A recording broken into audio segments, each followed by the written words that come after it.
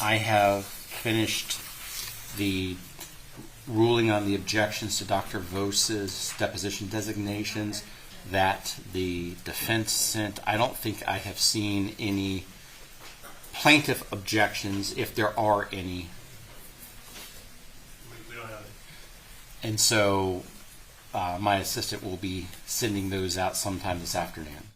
Great, Judge. And for purposes of depositions, we do have Dr. Hanna's dep ready to go today. It's considerably shorter because at 10:30 last night, the plaintiffs withdrew a lot of their designations after we've all reviewed them. And then we also have Dr. Byrne's deposition ready to go. And back to Dr. Vose for just a second. There was like one question I had because I didn't know what was actually designated in the page or two before. Okay. So I'll need to know that, and you'll see my handwrite. So that lengthy note that might not be very legible is I need to know what actually was designated in the page or two before. All right, excellent, Judge. I'll let you know. We do have one issue with Dr. Hanna's deposition. We'd like the court to take another look. I have a copy of the clip report here, if helpful. Okay. And we would be a 403 issue. I can show whatever you like. Yeah, I just... Which Hanna deposition? Okay. Just about Fern. Is it volume 1 or volume 2? Earlier, but okay. What date? There was a couple it's of the November 20th, 2020 deposition. That was the earliest one. What page? Page 165, beginning line 1 through line 22. 165. What are we talking about? 403. Okay, I'm on page 165. What's the issue?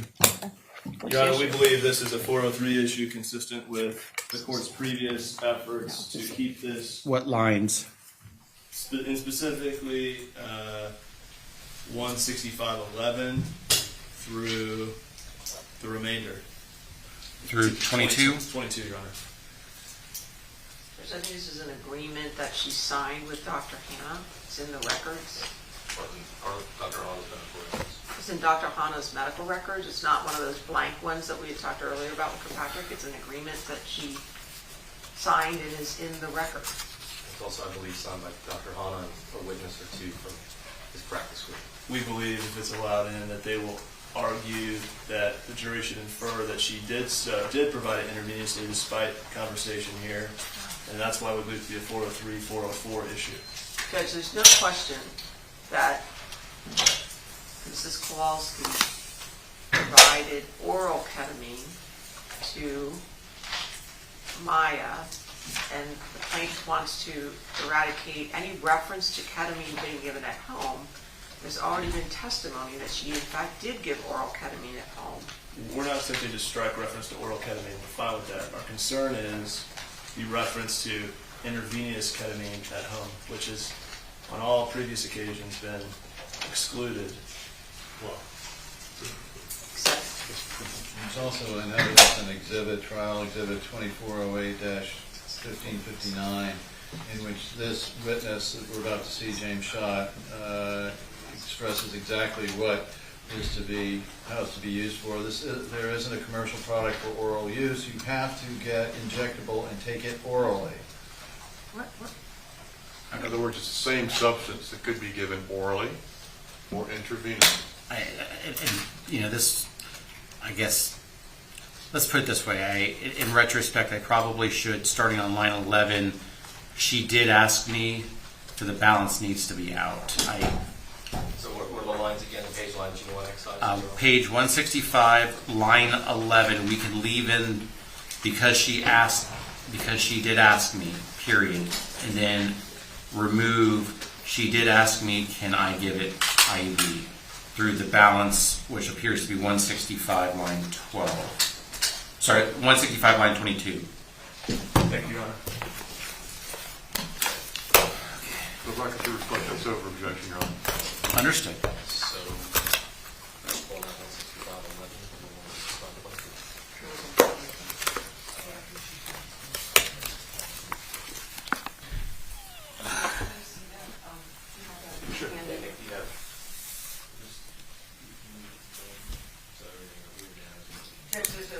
exhibit we want to put in the use of this, with this witness?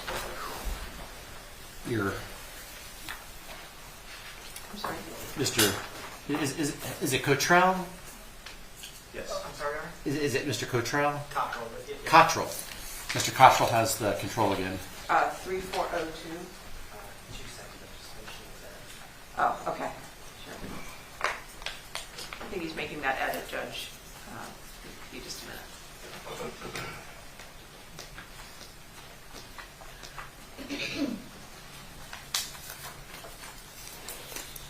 It's 2 pages.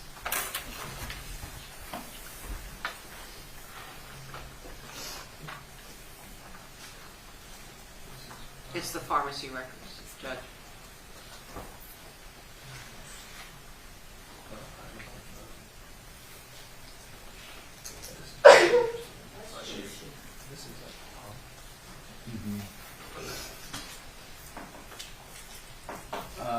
Yeah, that's a problem. What, Judge, the fact that ketamine's on there is the oral ketamine. It's been testimony that she did in fact give her ketamine and Gatorade.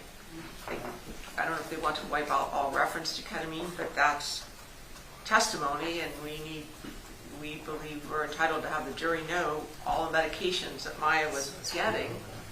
And it says PO, by mouth. Your Honor, this is the record that I was looking at yesterday that they handed me to verify the Dilaudid pump, or if that's the right name of the drug. Hydromorphone is also known as Dilaudid. All right, so hydromorphone, Dilaudid, and that's 5-6 entries down. You'll see 2 there for hydromorphone. I thought yesterday I was told this was already in. This is a different, Your Honor, yesterday you asked, there was a controversy yesterday over whether the prescription was already in. Phil. And then you were shown this yesterday with respect to the question of whether the prescription was filled. I asked 2 questions. I asked, was the prescription filled, and was the pharmacy records in evidence? And I think I was told the pharmacy records were in evidence. I I don't think the latter, Your Honor. I don't remember that question, Judge. No, I apologize if I misremember. Because I was that was one of the reasons why I was letting in the script yesterday. And now we've got a document that has intravenous written all over it. Judge, we're calling the pharmacist, and we're not going to, and he can explain that the ketamine, it says PO, and that's by mouth, and we'll have him Route, explain it. intravenous, route, intravenous, IVPRN. How many Where are you intravenous? seeing that, Judge? Well, there's several medications. 1, out 2, here, Doctor. 3, 4, 5, 6, 7, 8, 9, 10, 11, 12, 13, 14, 15, 16. Oh, Judge, those are not, the IV ones are not, they're not ketamine. She was giving her IV hydration. There's no question she was giving her IV. There's normal saline and Zofran and hydrocort that she was giving intravenously. I don't think there's any question about that. But if you look down at the ketamine, Judge, on the first page of this exhibit, the 3 lines up from the bottom, the 2 are ketamine, and the prescription is frequency as needed, and then the route is oral. Now, what Mr. Anderson just made reference to is the fact that if you get ketamine, it comes as one solution. The solution can be IV, IM, or oral, but this prescription is for oral. And that was the only thing that was going to be adduced. The point that was going to be made, that I hope to make with this exhibit, is simply that it verifies that the hydromorphone and the PCA pump were in fact filled, and then it had been my intention to approach the bench or the remainder of it regarding the ketamine. And for that matter, the other IV matters. They're not disputing the oral ketamine, Judge, and it's. I have no problem with oral ketamine. Okay. For some of the reasons I expressed yesterday, I remain very concerned about this discussion about IV. and because I do feel that there's a big 403 issue, I'm trying to, Well, do you want us to remove intravenous? Right here. He's talking about the intravenous. That's not for the ketamine. That's for the. Your Honor, if the court's going to admit this, it seems the defense's stated purpose is specifically for the hydromorphone, which is at the top of the screen there. So we would ask for the remainder to be redacted, and they can reference the hydromorphone, those 2 prescriptions there, for that 2-week period in November.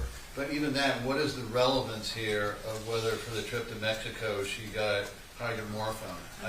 We failed, from the plaintiff's side, we failed to understand what, unless you're getting into 403 or 404 bad acts, I guess, what relevance is it to the issues before the jury, whether on the trip to Mexico Maya had hydromorphone available?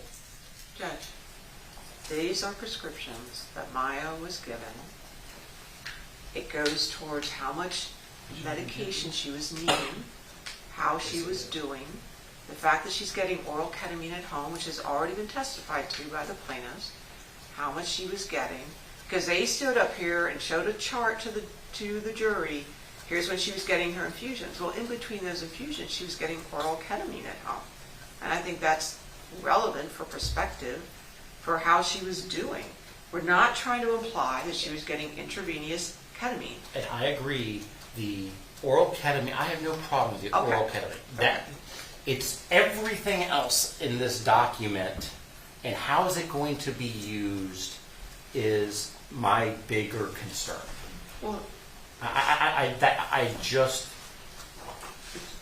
do you want us to remove intravenous? I don't know what I want. I just know, given the years of concern I've had about this issue, the number of times we've talked about IV, I am very wary about this subject, and for the reasons I expressed yesterday, I remain very hypersensitive about this issue. Okay. And it seems to me that we also, since there's already been testimony that there's oral ketamine and that she was taking it in 2015, it also seems to be, we're trying to continue to prove an issue that is not a dispute. Well, except the amount she's getting, and this is oral ketamine in March of 16, in April of 16.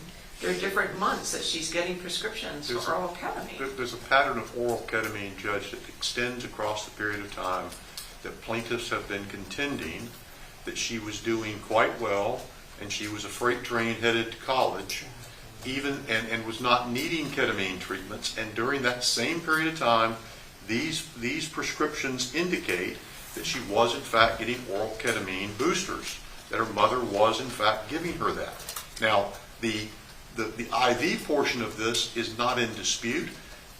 There's already been testimony from Dr. Kirkpatrick that he prescribed IV normal saline to be given to this patient by her mother through her port, PRN. That ship has sailed. This just documents that it was sailing farther out into the sea. There's nothing to be done with it other than the fact that there it is. It's being done. The only thing this is for is, again, 403, Bad Act 39 stuff, in that they're trying to argue that she was being given, too much ketamine or too little ketamine, or that the ketamine was helping her get better or wasn't getting better. I don't see those, Your Honor, with respect to counsel, as probative of anything in this case. And if it is, it's cumulative to all of the other stuff. And our concern, frankly, is that through testimony of the next witness and skilled questioning, this is going to turn into a Chapter 39, 403 issue. I just sure as shooting, it's going to go right back to that edge and over. I don't, because the only reason, from a trial tactic point of view, to get into this would be to demonstrate that Beata was giving her too many drugs, and that's somehow probative of Beata being a bad person. I don't understand any other way this could come out, and even if there is a superficial reason for doing it, to me, we know how the initial description of the evidence somehow ends up coming back around. Well, I still maintain that it is fine and not any sort of violation of the court's prior orders that the discussion and evidence relating to the oral ketamine that Maya Kowalski either did or did not take prior to 2016 is relevant and admissible in this trial. Okay. So perhaps what we do is we leave in the ketamine items and then just redact the balance of the document, because it seems like you want the ketamine, and I'm fine with the ketamine. Well, the hydromorphone, And the hydromorphone. And what about the hydromorphone though? that's already in. Well, That is exactly where they started out going on this, which is to say, either you get the script, We got the script. either you get the script and we redact the hydromorphone off of this one, or we leave the hydromorphone in this one and you don't get the script. Okay, that's fair. Okay. I mean, I understand. which is it? I'm trying to understand the choice. Well, Okay, see, you see you want it two different ways, same information. And Your Honor is correct. I do want it both ways, and the reason is very clear. Dr. Kirkpatrick sat up there and testified that, yes, he wrote this prescription for the PCA and the hydromorphone. Yes, it was necessary for him to do that because of the pain and because his treatment had not worked. But then he said it hadn't been filled. He testified that the prescription was not filled. The document that we're trying to use here, this document, is a document from Coram that the gentleman we're about to put on is going to testify, documents, among many other things, that it was filled, that he filled it. That's the point. And withdrew Fabre this morning, Your Honor, and so whatever Dr. Kirkpatrick did in that regard is irrelevant. It doesn't matter. The Fabre does not matter to this judge. The point is Can that we let this- Mr. Anderson finish his argument, please? Yes. We have to look at what the impression this is supposed to make on the jury. It is one thing to stand up and say, well, we think it could be as to this, but the clear import is that Kirkpatrick is either lying or giving medications or agreeing that ketamine doesn't work, or I'm not sure what all else, none of which is pertinent to any issues here. If the court wants, and again, the court has been very clear about the ketamine orally coming in because they want to talk about dosing, fine. But as to the remainder of this, all it can go to is either Beata bad or Kirkpatrick bad. It can't go to anything else. Yes, it can. Respectfully, Your Honor, yes, it can. It goes directly to the point of the extent of the child's disease. They're saying that we aggravated a pre-existing condition. They're saying that she had this condition that we made worse. This shows how bad that condition was, how bad it stayed, how bad it was refractory to this therapy that was going on. It goes directly to that issue. It starts with a hydromorphone and goes right through all the ketamine. And at this point, I've told you the ketamine, oral ketamine is fine. With respect to the Zofran and the hydro whatever, again, if you want this document, that's fine, but you're not getting the script as well. And so, We'll take this. okay, so you want the pharmacy record, we need to, redact out all this other stuff. Okay, can you be clearer, Judge, on what you want us to adapt? The items that are in the script, those items can stay on the pharmacy record. The ones that you're talking about, the hydromorphone, the Zofran, the ketamine, that can stay. That's what you were talking about, right? Yes, yes, sir. Go to page 2, Clay.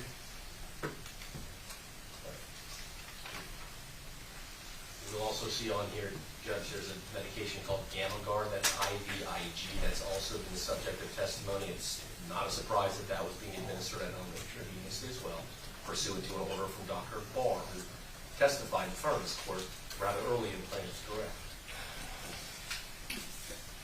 Again, this is designed to create the idea that Viata is giving all of these at home, and then She was. what? Somehow that's doing what? And all of these are prescribed, and everyone knew what she was taking. And I have not yet heard an expert on their part come in and make the arguments, the technical arguments that they're making, that somehow this affected the degree of her disease or an indication of it. So to us, we cannot see where it doesn't either go Chapter 39 or 404 and irrelevant to the issues.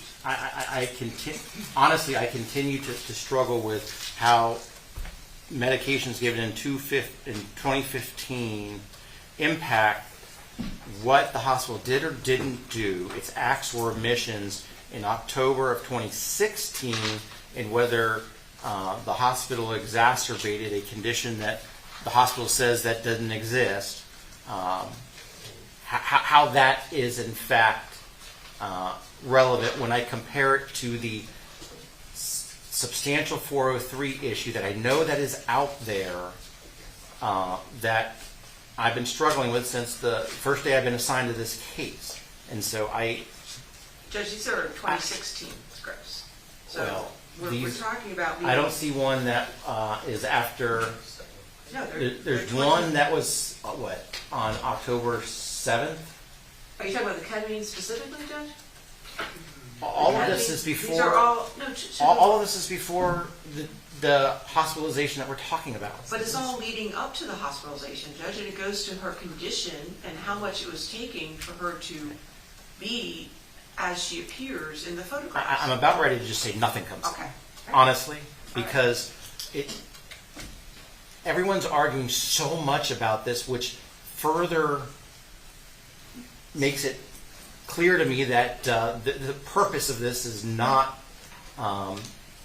is different. The purpose of, let me just say this. I remain very concerned about the 403 issue. That is huge, and I know that it's right out there, and I am concerned, especially since we're 6 or 7 weeks into this trial, that we might be walking into a mistrial, and I don't want to have that happen. And I'm just really, really, really, really concerned. All right, Judge, so I understand the court's order or ruling at this point. The oral ketamine stays, the hydromorphone stays, and the Zofran stays. And everything else is out. What's the Zofran? Why the Zofran? I mean, yesterday was the Dilaudid pump. It was the items that were on the script, the Okay. Dr. Whatever. Hanna script, All right, which is what they were trying to argue yesterday. It's right in front of you. I wasn't aware that included Zofran. This I script. think that was the frame of our objection It's an anti-magnetic, so. Okay, so it's hydromorphone in the Senate. and the ketamine. Whatever's on that script. Ketamine's not on the script, Judge, it's the hydromorphone. You can have the ketamine. I am fine with the ketamine. All right, so we'll redact that, Judge. Over objection, I understand.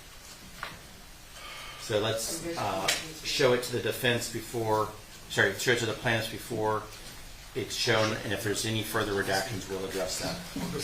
Do we just redact the entire entry medication all the way through? He's gonna go meet. Let's just leave the Brief correction of my prior statement. We will be making objections to the Vos 2019 deposition they intend to play, and we'll have those to the court by the time we leave today. We thought they were planned in 2023. My apologies.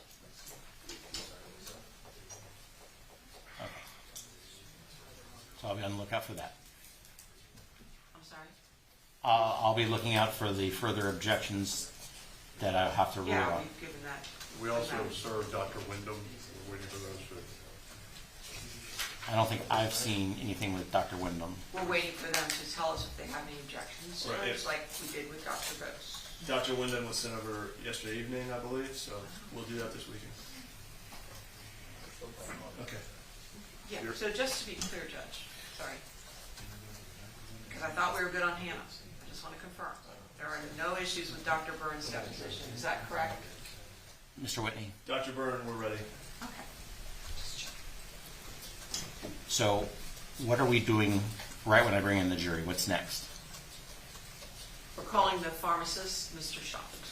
And we still are working on the So, redaction. We could, So, you want to play Hannah? I'm going to show him his prescription so that he remembers the prescription. As I've told the lawyers, you can pretty much refresh recollection, but when we do it, let's not carry our script right next to the jury and wave it to the jury as we walk by the jury, which the thing I've been always saying. I can truthfully tell the court that never crossed my mind. That's fine. I just wanted to remind so we don't do that. Mr. Hunter, please don't look at me like that. All right, I think they have it. You could show it to the other side first. But it's okay.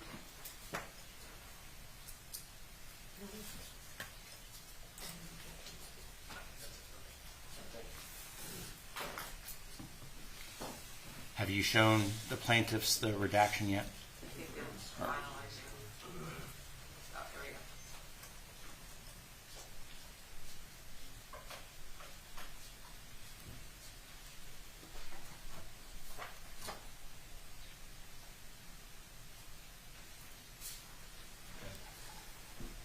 Let's get the plans. So are we going to print this out and mark it as 34021 and 2A? Yes. Are we ready to bring in the jury? And the script is not in evidence, right? The script is not in evidence. Okay. Let's bring in the jury. Yes, sir.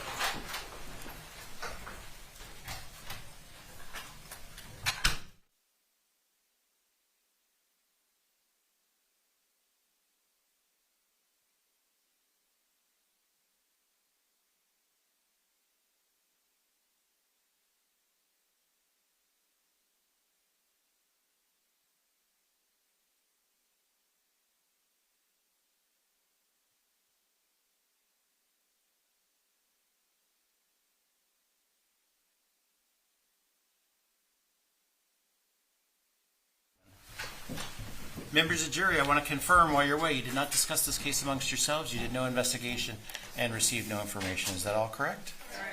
And has anyone approached you about this case? And any media coverage have you seen? Thank you very much. Mr. Hunter, please call your next witness. The defense calls Mr. James Schott.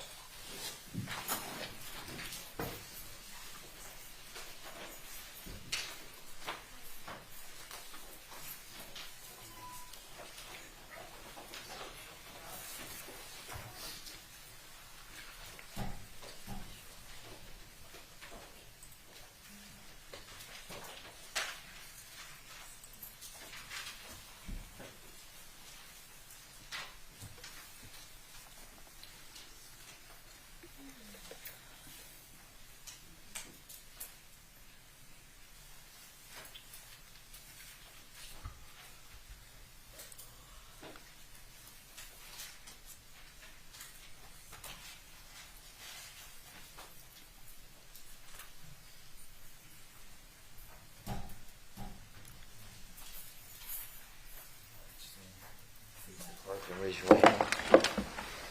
You solemnly swear or affirm the testimony you're about to give will be the truth, the whole truth, and nothing but the truth. I do. You can grab your stuff. We're not coming out here. Just let me see that witness staying there.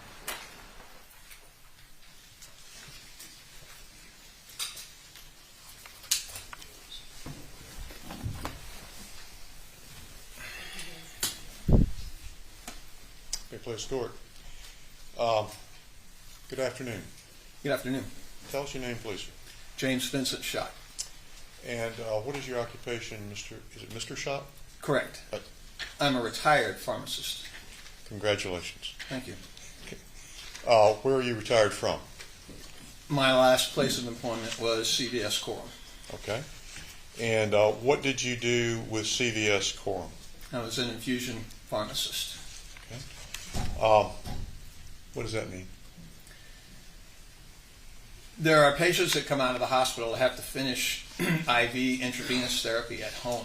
We coordinate that, supply the medications, and dispense them for them. Okay, very good. And I'm assuming you are were registered with the state of Florida? Correct. Okay, and are you still licensed, or is it you let I am that not. lapse? Okay. Where did you get your training to be a pharmacist, sir? I graduated from the University of Mississippi in 1981.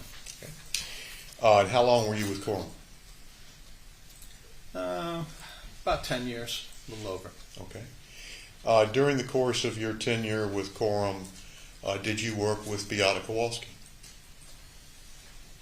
She was an infusion nurse for Coram, yes. As far as working with her, no, I can't say that I did. Okay. You came in contact with her on the job occasionally?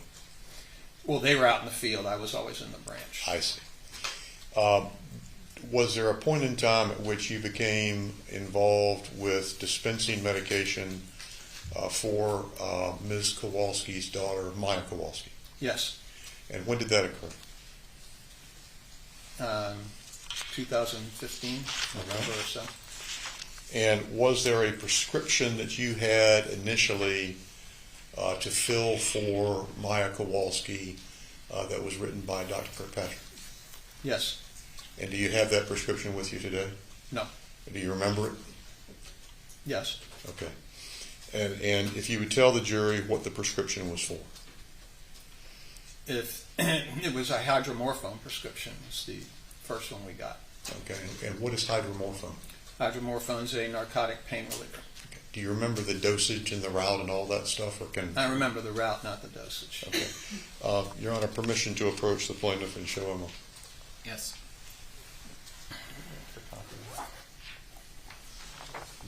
I'd give you my only copy.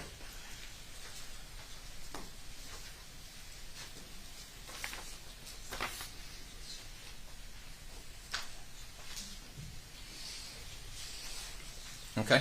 You can turn it over, sir, after you've refreshed your recollection. I'm sorry. Just turn it over when you're finished with it. Thank you.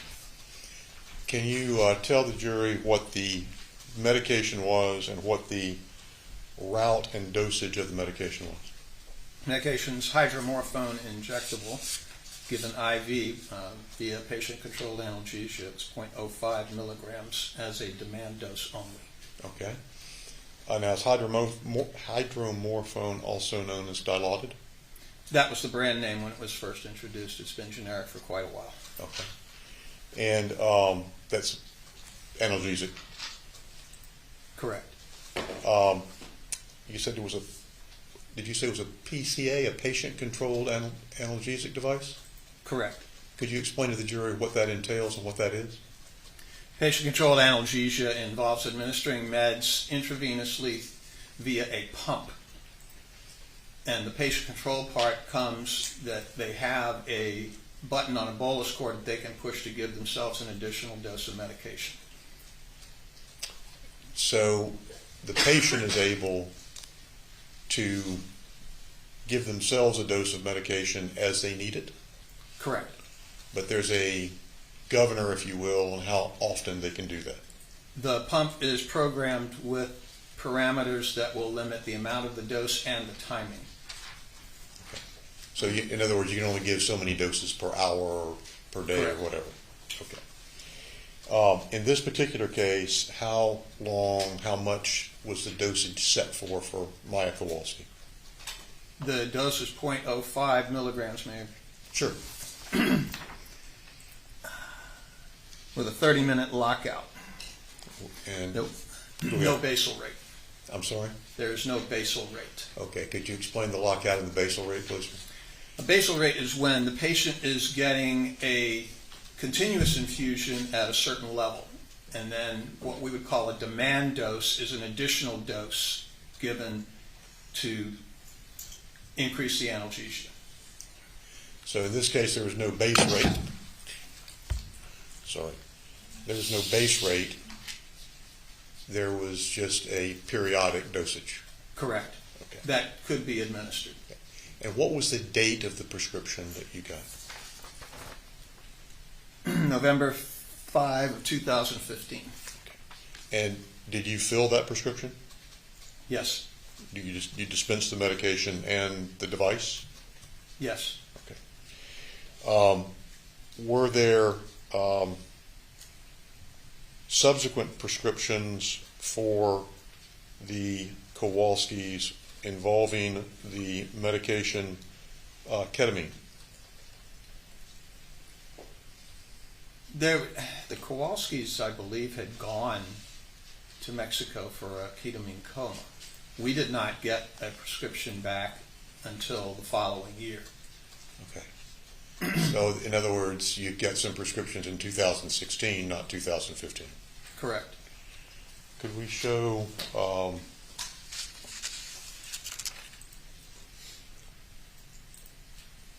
Defense Exhibit 3402A, pages 1 and 2, please?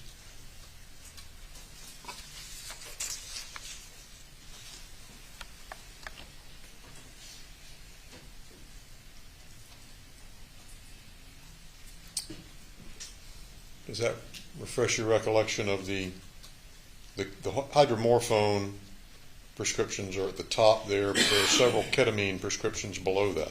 Yeah, this is chronological order. Yes, sir. And the first ketamine is not until February 25 of 2016. Okay. And then, and could you tell us how much ketamine was dispensed and for what dosage? The dose is 50 milligrams orally as needed for RSD pain flare. Okay. And it looks as if you dispensed that on February 25th initially, correct? I don't recall dispensing it. You'd have to look at the dispensing record to see if I was the actual pharmacist on there, but I don't recall that. Okay. This document that we're looking at, is that a document from Corian? Looks like Quorum's medication profile. And what is that? It's a list of the medications we dispensed. Okay. So this, in other words, does this document indicate that Coram, somebody at Coram, not necessarily you, dispensed the medications that are listed on here? Yes. On the dates indicated? Yes. Okay. And the same is true of page 2, second page of this? Yes.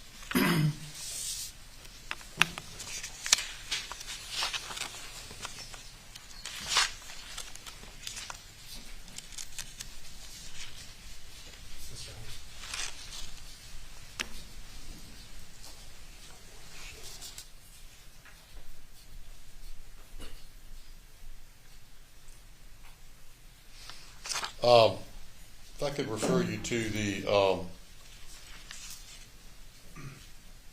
what did you call this? Prescription profile? Medication profile. Medication profile, sorry. On the second page, the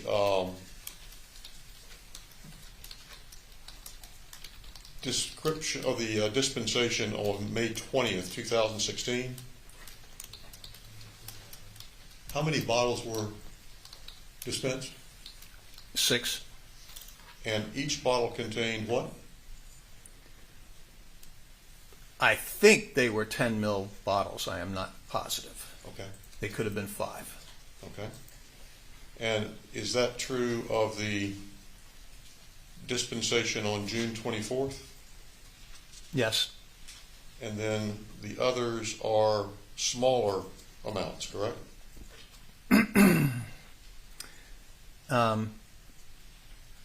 That's a specific dose. I don't think that indicates what we dispensed. Okay. The 0.5 mils would be equivalent to the 50 milligrams dose ordered. I don't think we dispensed one dose. I see. If you flip back to page 1, you can see what the header is for that column.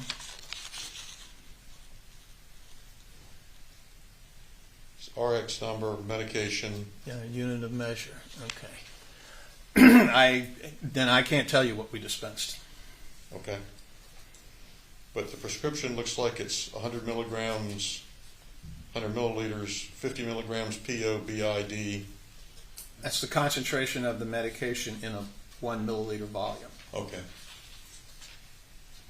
And the PO means per oral, and the Correct. BID is twice a day. Correct. Okay.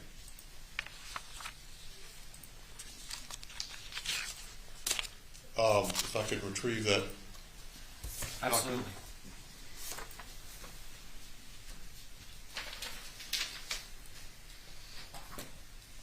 That is all I have. Thank you, sir. Mr. Anderson. Mr. Schott, were you aware, or are you aware that this was dispensed, the hydromorphone was dispensed immediately before a trip to Mexico? I am now. Okay. I'm going to refresh your recollection if I showed you your deposition of, what date is it?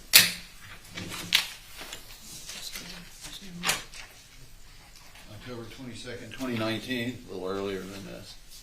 On what date? It says October 22nd, 2019.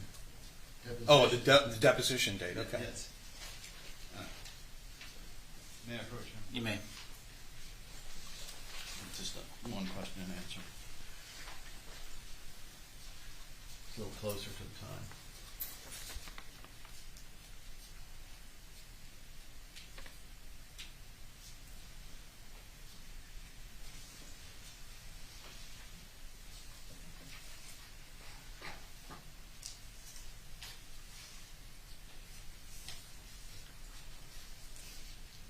I'm really only interested in the Okay. question and answer. Does that refresh your recollection about knowing this was about my treatment in Mexico? A little. Okay, that's all I have. Mr. Hunter, do you have any further questions? Members of the jury, do any of you have any questions?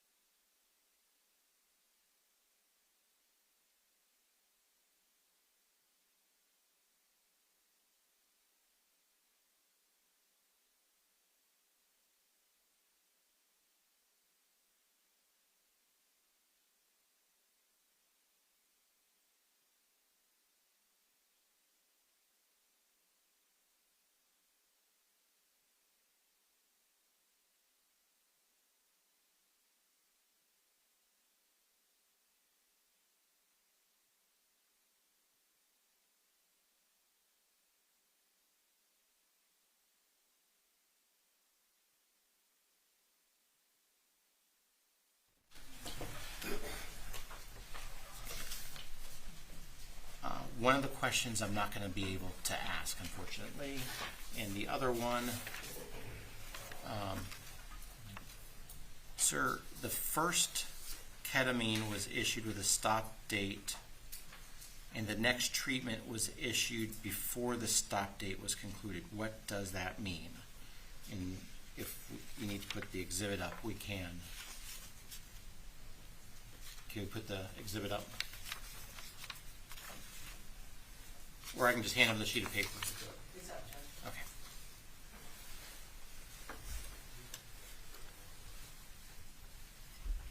Am I on? Yes, yes, sir. You can answer the question. We received a new prescription with a different dose. So when we dispensed the first or the second prescription for the first time, we canceled out the old one. So there were not two prescriptions on file at the same time. Mr. Hunter, any follow-up questions? Mr. Anderson, any follow-up? Okay. May this witness be excused from all subpoenas? Yes, Your Honor. Yes. Thank you, sir. Thank you for being here. Thank you.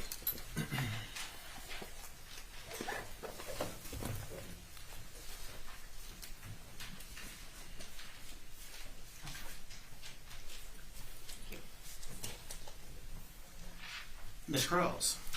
At this time, Judge, we'll play the deposition of Dr. Hanna.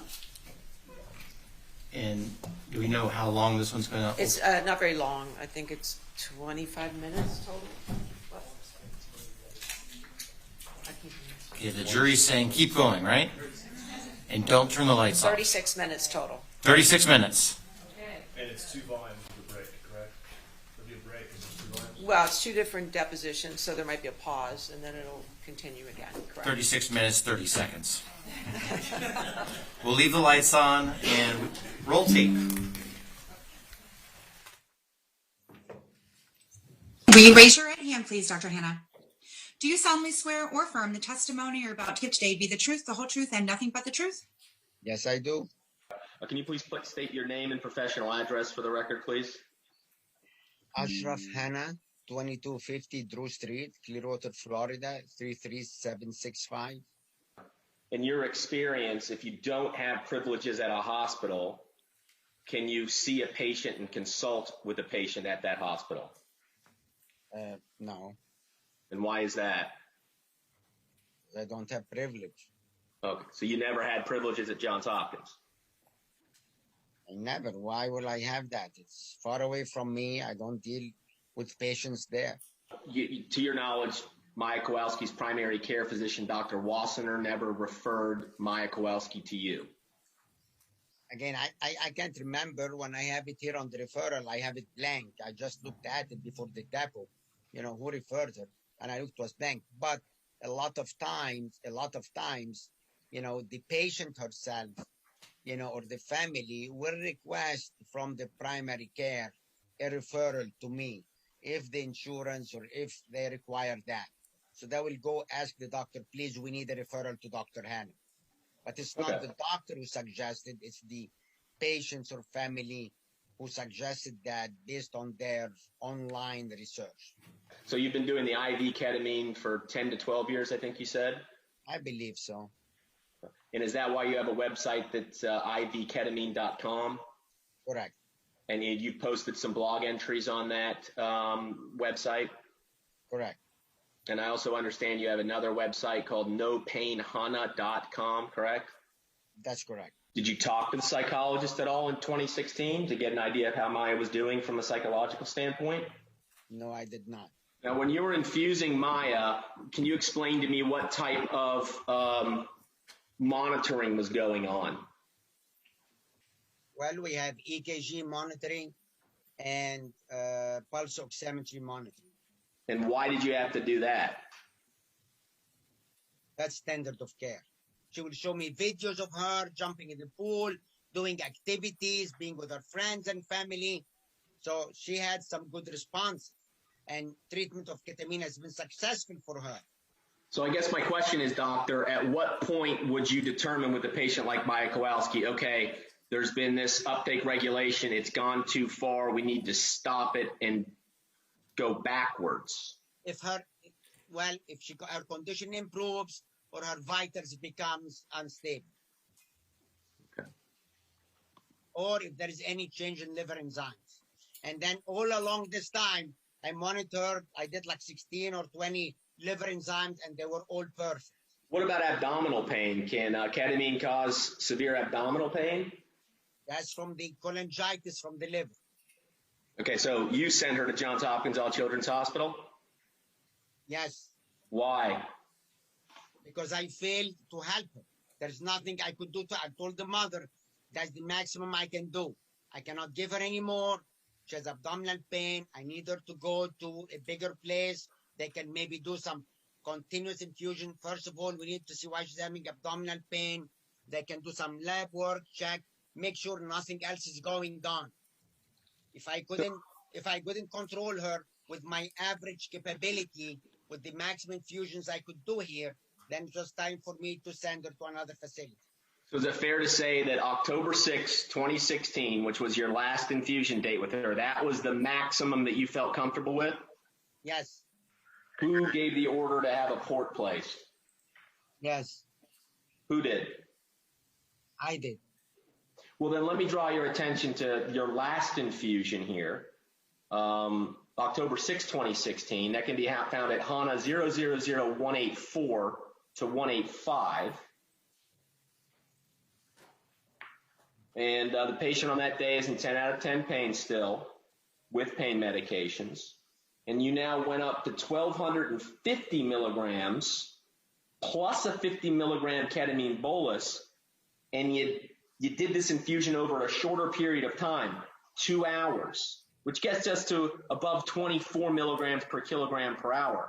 What was the medical decision making about going up even higher on 10/6/16? As you see, the day before she came with 10 over 10.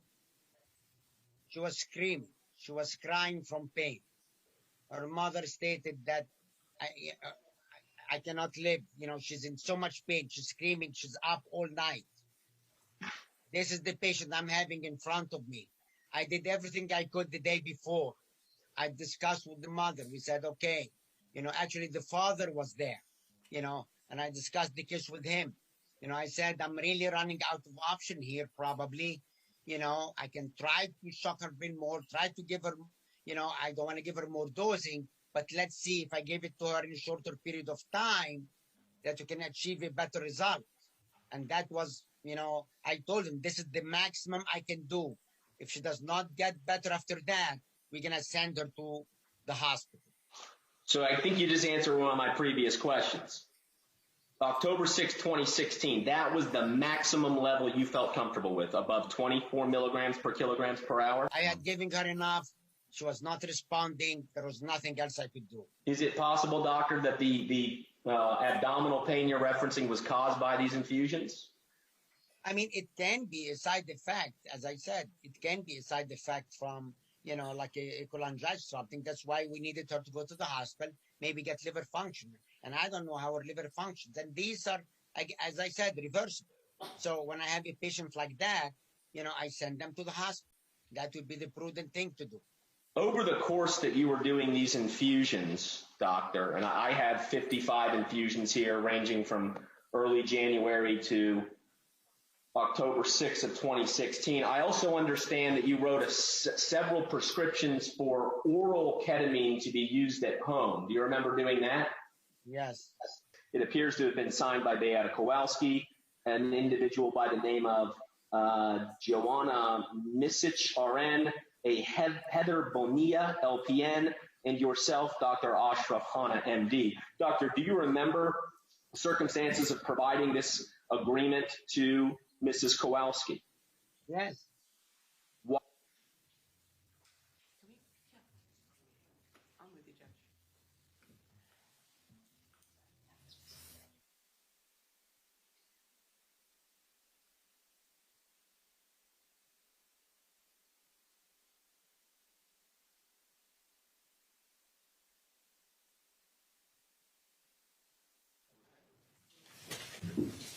We're good, Judge. Okay. why did you make her sign this after having prescribed oral ketamine for the better part of 8 months? So she did ask me. You thought you were a success. Absolutely. We had the year that I kept her and somehow improved quality of life. You know, during the years, she had better pain relief. Her pain went up, you know, to about 3 or 4, went up to 8 or 9 on several occasions. She was able to do more activity with her family. I consider that a success. She had a severe flare that took her down to a 0 quality of life after 55 infusions with you over the course of 8 months, and you're going to tell the jury that's a success? Well, you have to look into the duration that she did good. There was a lot of time she didn't improve. She had a flare. She had a downside. Any doctor, you talk to any CRPS expert, will tell you that CRPS has ups and downs. And then if she got an injury, if she got anything that did hurt her more, trauma to anything, her pain can be significantly severe. And then if she had some abdominal discomfort, for whatever reason, that can flare up her CRPS and can prevent her from getting better with infusion. That's why I send her to the hospital. It happens with few patients. They go to the hospital, abdominal symptoms improve, and then patient slowly starts to improve. This is very common. You have not seen CRPS patients, sir. You have not treated CRPS patients. I've treated 18,000 CRPS, infusion done with thousands of patients that are treated for me that coming from all over the world. So, and I've seen that very common. So she comes to you with a quality of life scale in January of 2016 of 2, and when she leaves you, it's 0, and you're now sending her to the emergency room at a children's hospital, and that's considered a success in your book based on 18,000 patients. Sir, the treatment, she had a flare. All those patients that I've treated, at some points or the other, they had 0 relief. At some points or the other, they have trauma that increased their pain. They had surgery and their pain went sky high, went to 0. Then we treat them and then they get better. That is not, the treatment didn't end. They ended it. Things ended it this way. But that doesn't mean treatment was not a success. The fact that at some point her pain went to 0 doesn't mean that ketamine failed. Ketamine has provided her with a good quality of relief, better than what she was on. That's documented by her family, by videos, by everybody. That's number 1. Number 2, the fact that if it was a 0, doesn't mean that it failed. It means she had a flare-up. So you keep saying it failed, she ended up with 0. She didn't end up. I just sent her to the hospital. I send patients to the hospital every now and then. That doesn't mean they're failed. They go to the hospital, they get treatment, and then they come back. And we continue the treatments. I have several patients like that. Didn't you testify, though, that you had reached your maximum amount of ketamine that you felt comfortable with? At that time, sir. That's why I sent her to the hospital. When Maya Kowalski went to the emergency room at Johns Hopkins All Children's Hospital on October 7, 2016, my understanding is your office was contacted by the emergency room. Do you know anything about that? Correct.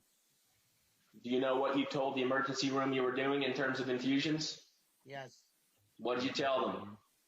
I was telling them she was getting infusion of IV ketamine at our place, and she was having, diffuse pain, abdominal pain. We failed to really treat her, and I wanted to see if there's anything else going on to do some investigations for her. Would you consider having to send Maya Kowalski to a children's hospital on October 7, 2016 to be a complication? It was a side effect. I did not know why she is having more pain. I failed to treat her. During that day, I failed to help her. So there was nothing else I personally can do for her. And I want to make sure there's no other underlying condition that I'm missing. When Maya presented to Johns Hopkins on October 7, 2016, she indicated to staff that she had not eaten in 5 days. In your experience, patients that are having high-dose ketamine infusions, can that create issues with eating? It can, but I believe the mother was giving her IV fluid. And I wasn't aware, I was not aware that she was not eating for 5 days. If you were aware of that, would that have changed your ketamine treatment approach in the last few days you were with her?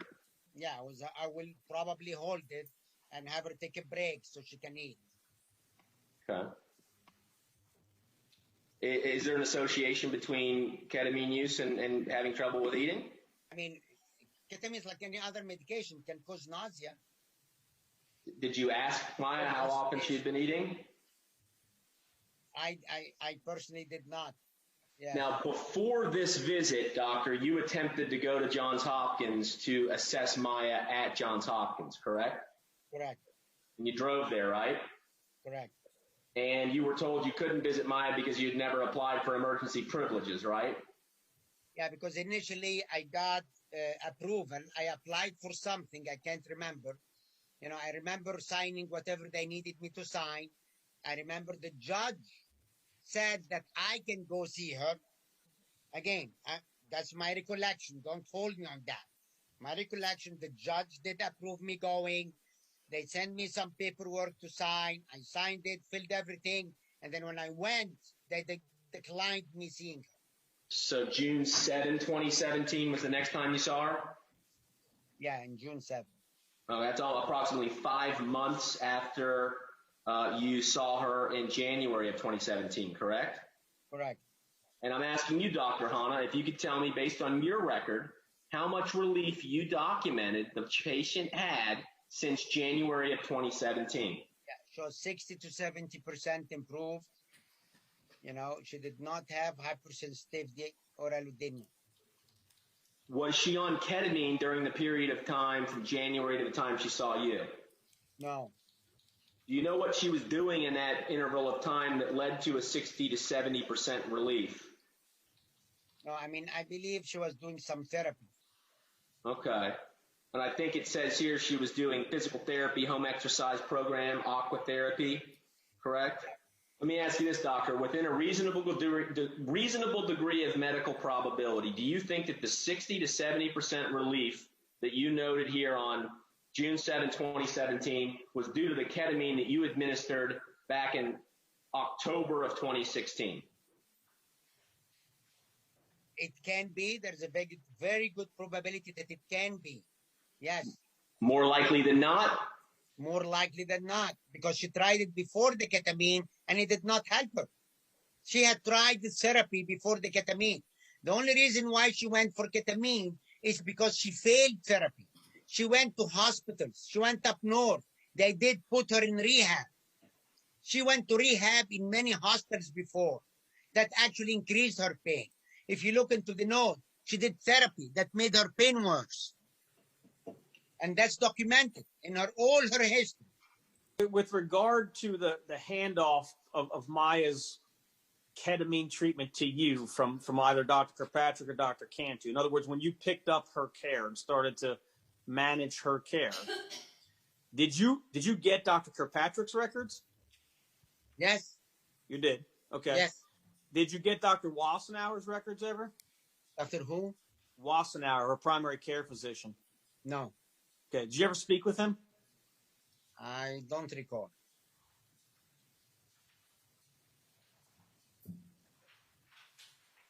Is that the? Oh, that's the first one. Okay. Moving to the second clip.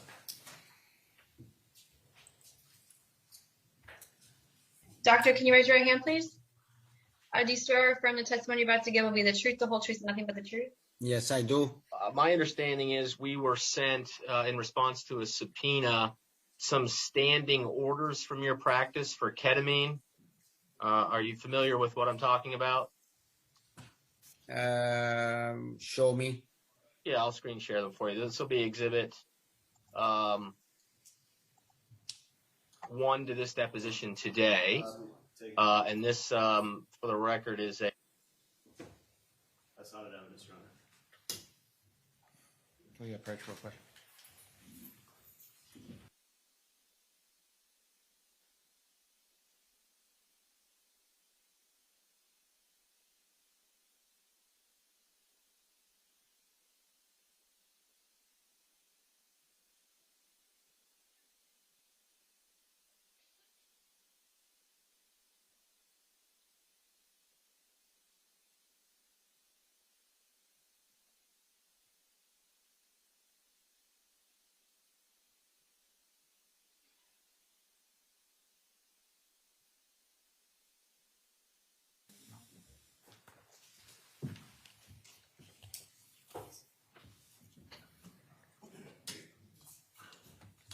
Everything okay now? Let's go ahead and resume playing.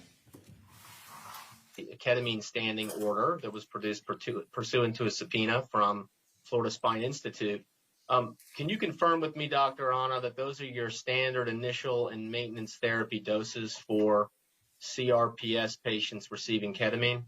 Yeah, but again, these are, as you see here, dosage may left up to MD discretion. So they change a lot, yes.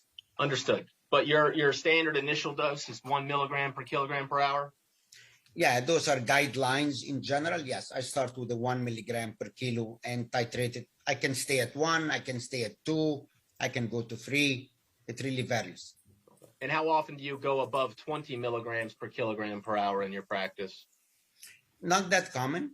How did you come to gather from Dr. Cantu that was what happened in Mexico?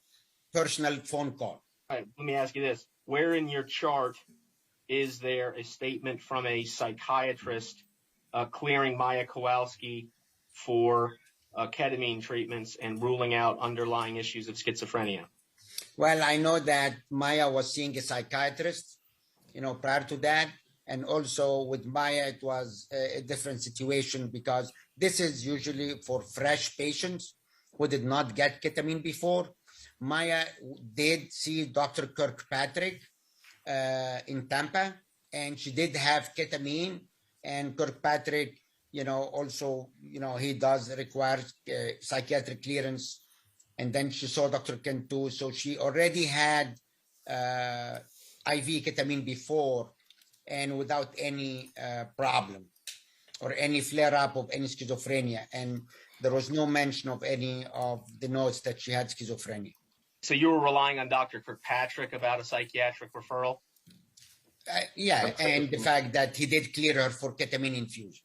Okay, but I'm not able to see, there's no record that Maya Kowalski ever saw a psychiatrist for clearance with Dr. Kirkpatrick. Were you aware of that? I know she was seeing a psychiatrist or psychologist, that he was aware that she's getting ketamine infusion. Okay, so what psychiatrist was Maya seeing, doctor? I cannot remember, the name. I know she was seeing either a psychiatrist or a psychologist, in the past. I know she was following with one, and I know that she was cleared to get ketamine. At least Dr. Kirkpatrick felt comfortable giving her ketamine infusion. And if Dr. Kirkpatrick felt comfortable, I felt comfortable. All right. So do you require a psychologist or a psychiatrist? Either or. Do you anticipate doing so at trial, if asked? I don't know. I mean, if the judge asks me or you ask me, I may have to review that. I haven't reviewed it. I don't know anything about that. This is all new to me now. In other words, most of what I have been asked is regarding my treatment to Maya so far. Let me ask you this, doctor. Do you recall referring Maya Kowalski for implantation of a infusoport to facilitate ketamine infusions? I mean, I do. Can I answer? Oh, sure. Yeah. I mean, I do recall that we needed, a port for her. Yes. Did you recall discussing that referral with the surgeon who placed that port? Okay, I cannot recall. It was about 5 years ago.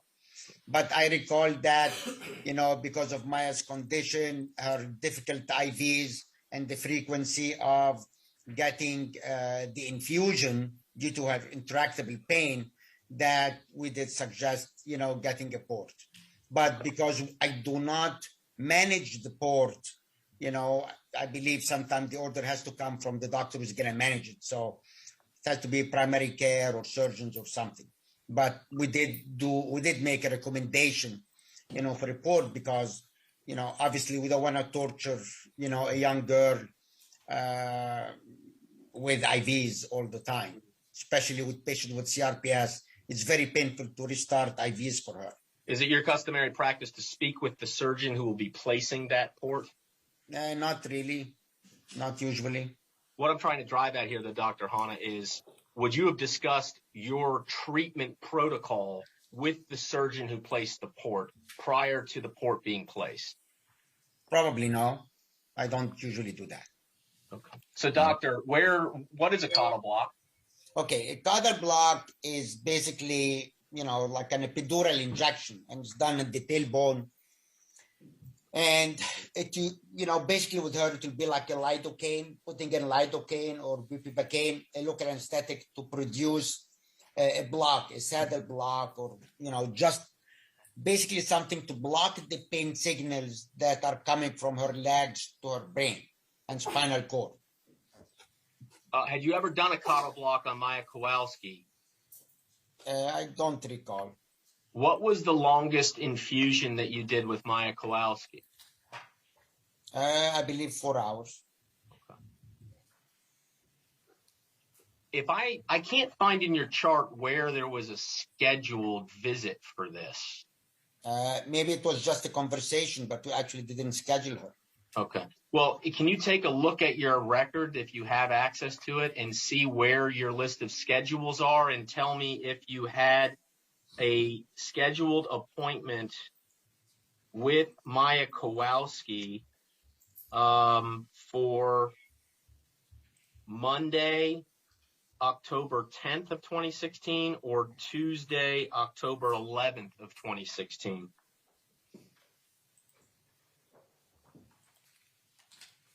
October what? October 10th or October 11th? I have October 10th. Okay, so these, I believe, were dates, and again, I don't know, they were just on the schedule. They can be from before. It really cannot tell me when were they scheduled, okay, whether the day before or the month before or whatever, because, Beata, with Maya, we used to schedule them monthly or whatever, so to be able to make sure that we have a place for them on the schedule. So, but I have here 10-10. So you have a 10-10 patient cancellation or no-show for Maya Kowalski, 10-10 of 2016? Yes. What about 10-11? Yes. You have a 10-11 no-show and cancellation? Yes. What services had you envisioned rendering based on your documentation on 10-10 or 10-11? Nothing documented. And she really didn't have any clue about ketamine infusion. She had no idea about even the diagnosis of CRPS. She didn't know really too much about it. Okay, and what led you to that conclusion? I had a conversation with her. I had to explain to her. Didn't you also have some conversations with doctors at Johns Hopkins All Children's Hospital? Yes. Do you recall how Dr. Sally Smith introduced herself to you? I can't remember. Have you ever applied for privileges at Johns Hopkins All Children's Hospital, doctor? Actually, I may have. I think I remember they did ask me because they wanted me to come, and initially they want me to come and evaluate her, over there. So, or to see her. And I think they wanted me, in order for me to see her over there, they want me to apply for privilege. I think so. And did you apply? I can't remember, honestly, the detail of that event. But you I remember that they allowed me to see her. That's what I recall.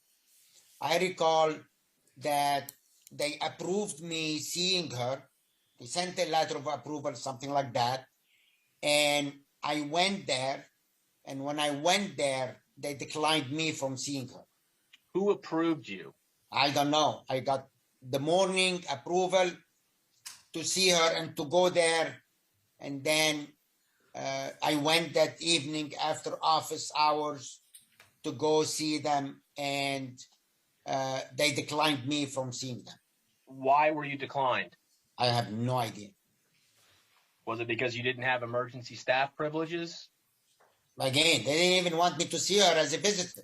How common is it for you to have a patient where you do 4-hour infusions, then you shorten it to 3 hours, and then you shorten it to 2, and then you go up to 8 hours? It happens. I had a patient from every patient is different. I had, again, 4 to 3 to 2, that's not a major difference. The doses have not changed a lot. I just wanted to get a higher peak concentration in her blood. And as I said, Maya's base was already 1,000 milligram over 2.5 hours. So she had that before. I guess my question is, I believe you reviewed Dr. Kirkpatrick's records before beginning ketamine therapy with Maya, correct?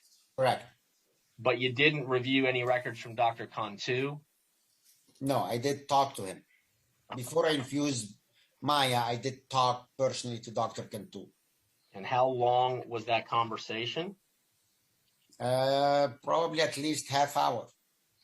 And when you communicate with patients or their families via email, do you typically save those emails in your chart? Usually, yes. In Why the is chart, it? I mean, yes. I mean, yeah, typically they should be in the chart. And why is it there are several emails between you and Beata Kowalski and others that never made their way into your medical chart for Maya Kowalski?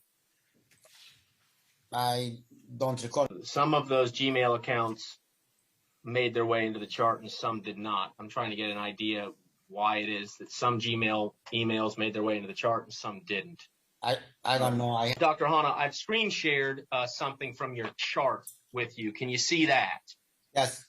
And it's going to be an exhibit. So it's Hanna 001753.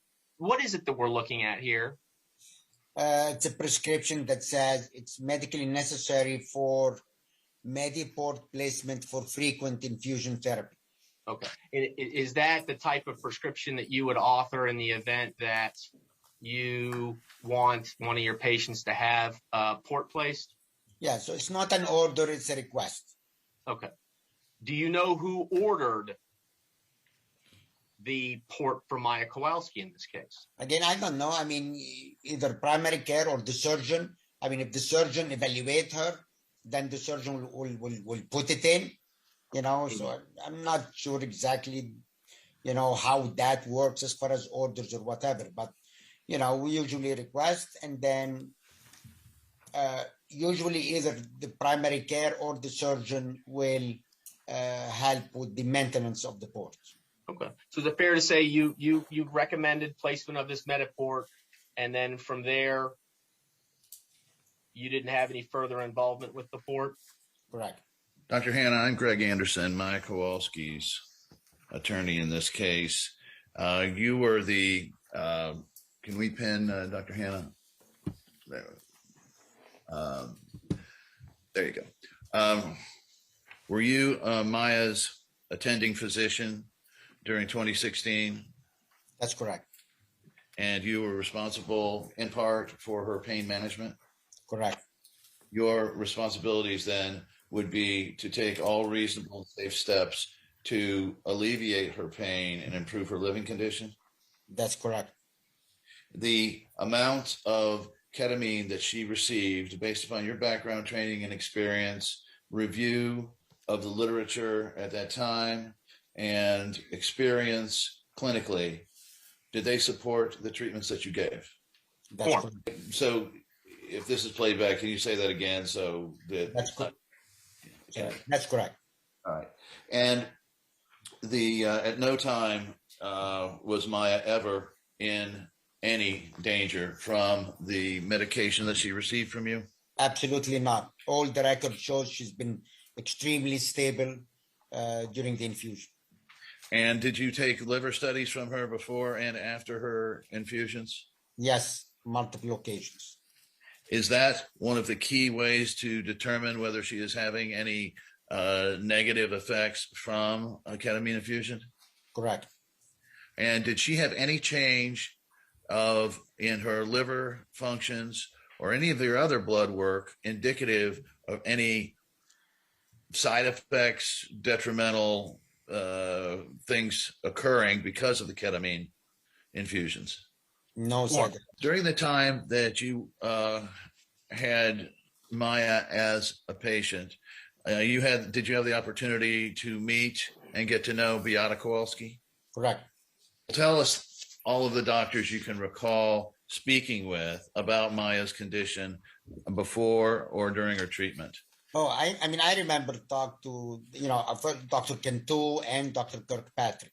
And the treatments that you had for Maya, had they worked in the past for this child? Yes. So she received relief? Yeah. Yes. And so tell the jury, if you will, about titrating. They may not know that term. I certainly didn't know it when I first heard it. But insofar as the administration of ketamine, what does titrate mean? Titrate means you adjust the dose based on effect and side effects. Okay. And so are you monitoring Maya's, lack of a better term, vitals and responses to the ketamine as she is receiving it? Absolutely. Based on your background, training, experience, and consultation with the other pain management physicians, was this medically necessary in order to keep her CRPS pain under control? Yes. And CRPS pain, can you describe to the jury, I know it's difficult, but in terms of ranking the pain from patients who are in the midst of a CRPS episode, outbreak, whatever you'd like to call it, can you give the jury an idea of the severity of it? CRPS pain is the worst possible pain, described by, patients who had kidney stones and patients who had labor, patients who had all kinds of pain, that this is far worse pain than any pain they ever experienced. And it's obviously the number one cause of suicide from a chronic pain condition. Understanding that your specialty is in pain management, but how long have you been a licensed physician in the state of Florida? Since 1996. What is your specialty? Do you have any other specialties besides pain management? I mean, are you an anesthesiologist or neurologist? I am board certified anesthesiologist, board certified pain management. So, and how long have you been board certified? Over 25 years now. And Beata Kowalski, was she, from your experience with her, a concerned, attentive mother? Yes. How's Maya doing today, to the best of your knowledge? To the best of my knowledge, she gets some flare-ups, and I believe she's an A+ student.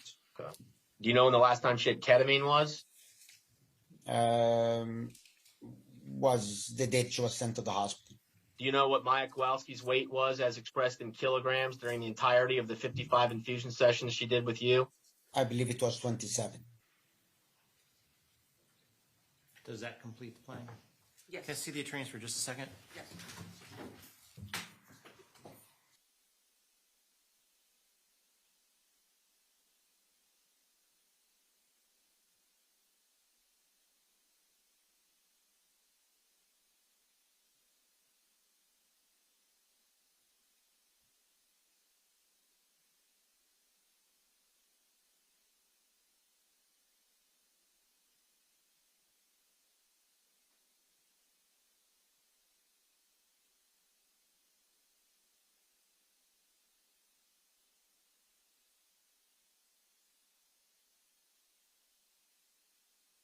Okay, members of the jury, we're going to take an afternoon break. This is going to be a very healthy break. It's going to be about 20 minutes long. Do not discuss this case amongst yourselves. Do not do any investigation and receive no information. All right. There is ecstasy.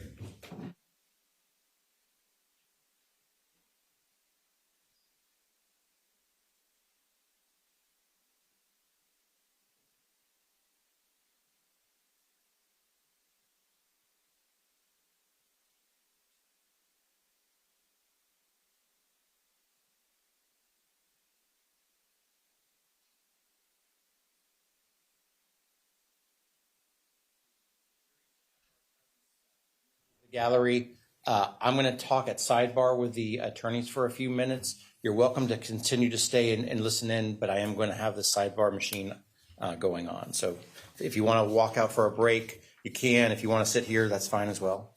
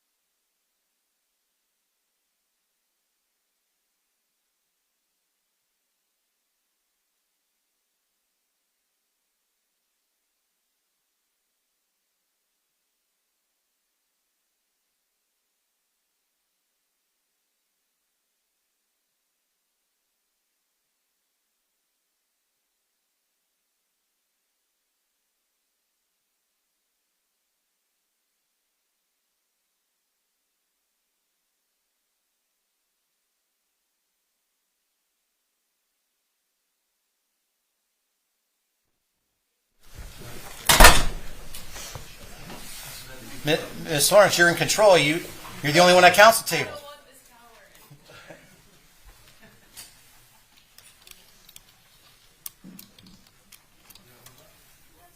Is Mr. Anderson joining us, or? He's not going to join us the rest of the afternoon. He had to go prepare the rebuttal case. Today's Friday, right? Yeah, okay. I just want to check on an exhibit, Judge. Sure. Mr. Anderson, I made a deal.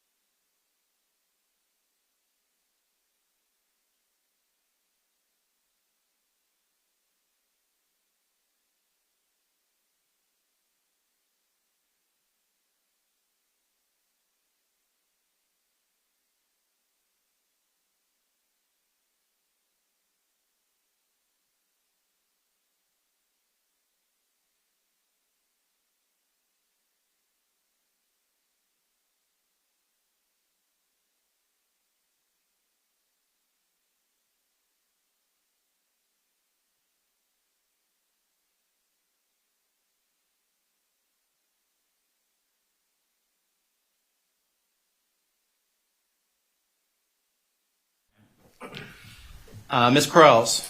Yes, Your Honor. Yes, Your Honor. Hey, you said you wanted to do something, so. Oh, okay, no, I was just going to tell him report our plans to publish an email and then play deposition, and that would all be all we would have? Likely. Yeah. We might play 30 seconds of one of our exhibits, but yes. And the one that you're going to publish is in evidence? Yes. Yes, I just confirmed. What is the time breakdown for Dr. Hanna's deposition? Yes, Your Honor. The defense used up 17 minutes, plaintiffs 16. Those are approximations, not too far off. Well, we'll round to 15. And for this next one, who's the next deposition? The next deposition will be Dr. Elizabeth Byrne. Defense 24 minutes, plaintiff 20 minutes. 20? Yeah, defense 20 minutes. Sorry, defense 24 minutes, plaintiff 20 minutes. And I'm sorry, who's the person again? Yeah, her name is Elizabeth Byrne, B-Y-R-N-E. She's a physician at Lurie Children's. Are there any issues we need to address before we bring the jury back in? Can I see the email you're going to publish? Yeah. I just gave it back to the clerk, sorry. I can put it up if you want. We could put it up if you'd like. 3232-141. What is it? It's one of the ones. It's the Facebook one. It's a Facebook posting. Okay. There's 2 pages if you want to put them side by side. They were admitted yesterday or the day before. Right. I recognize. They're short. This won't take too long. I'll announce it. You'll just announce it. We are ready to bring in the jury, Your Honor. Let's bring in the jury.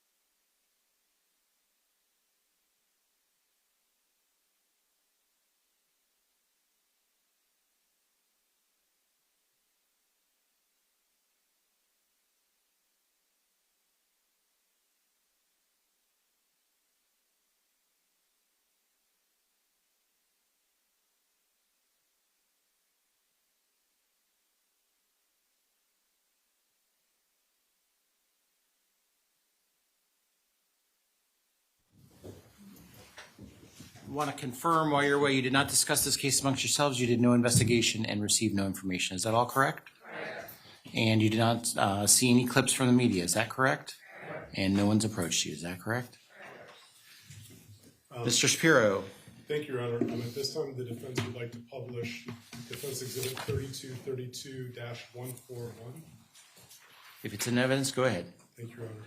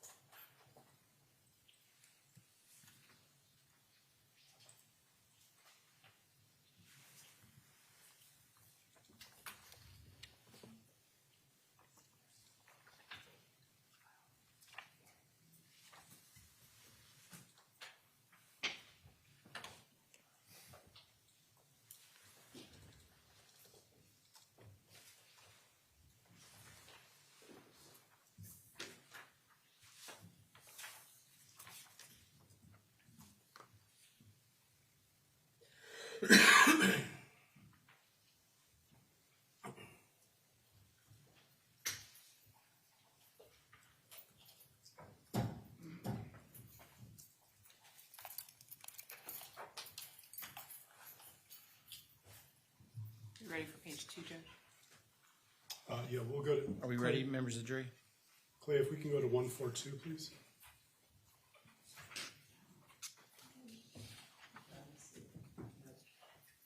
Can you put them up side by side? Oh. Another jury would like to see. Sure. If you can put them up side by side, Clay, that'd be great.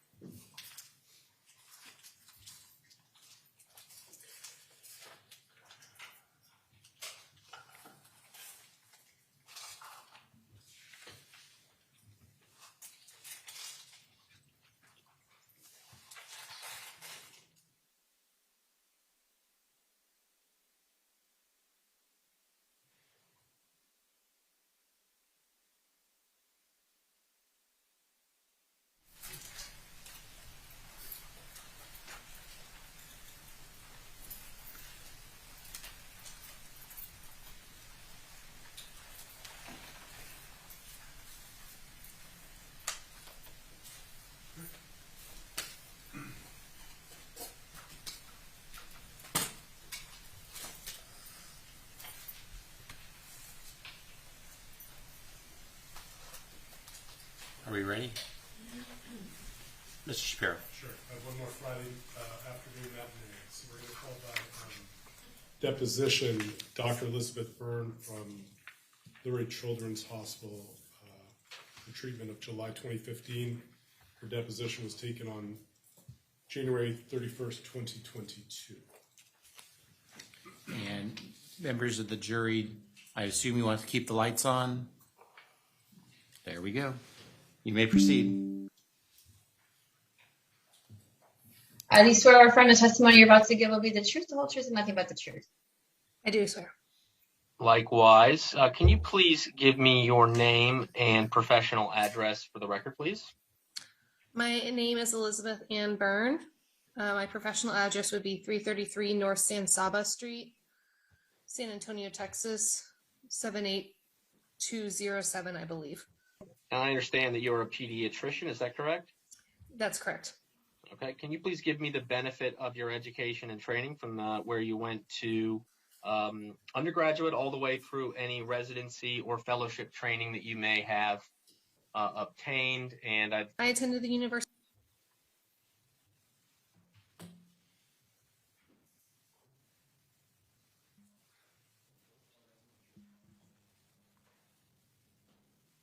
That was really short, Judge. There's more. Hey, it's Friday afternoon. Oh, sorry, there's more.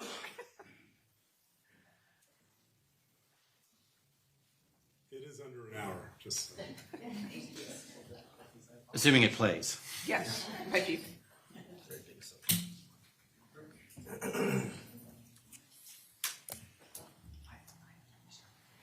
Trouble? My computer froze up. I apologize. Okay. Do you need to restart? I do. I apologize. A couple minutes? I'm going to publish the video. Okay. Unfortunately, a computer glitch needs 2 minutes to restart. So. Well, let's restart it as quickly as possible. Sure. No, because he's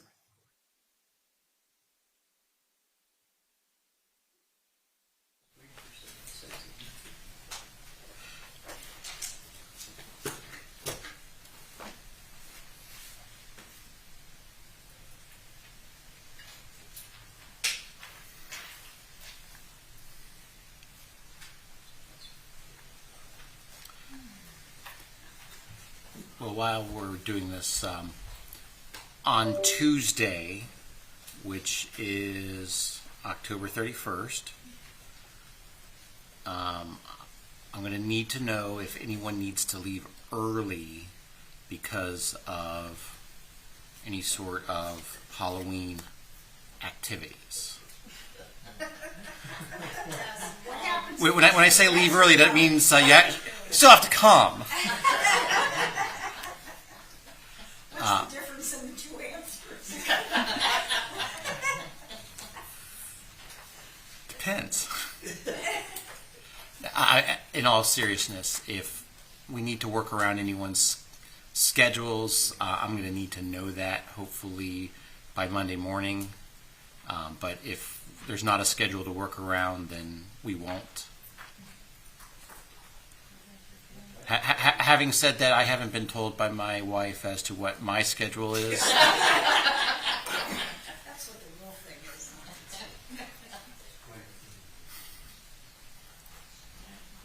We're good now? Take two.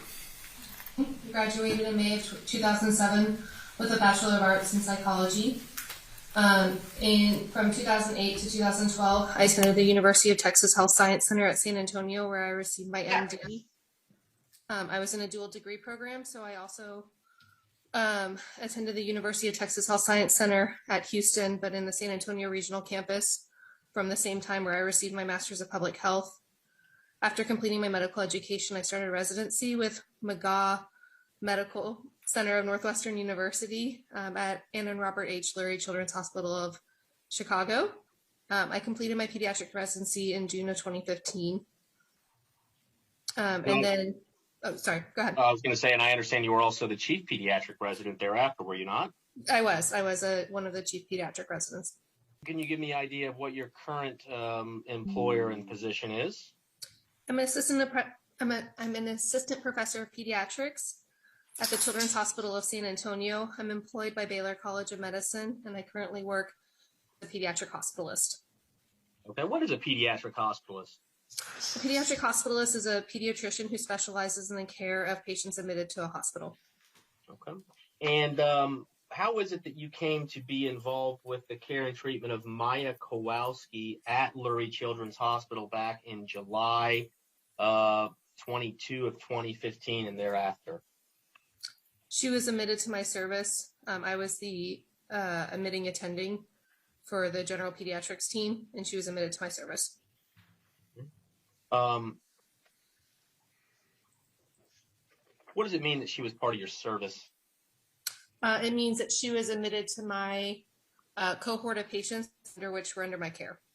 Can you explain to me how it was that Maya Kowalski came to be part of your service?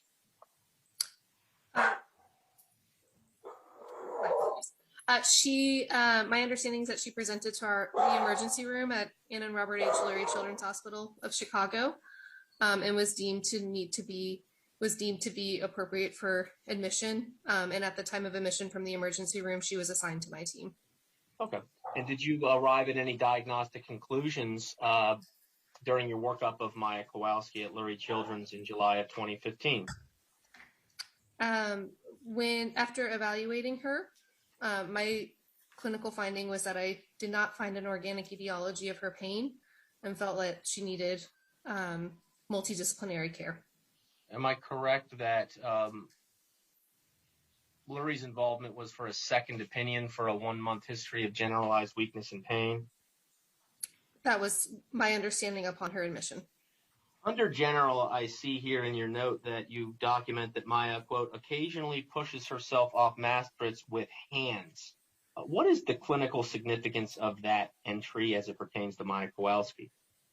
So in order to be able to push oneself off of a mattress with your hands, you need to be able to have enough strength within your arms in order to be able to counteract your body weight and lift your body up off the mattress.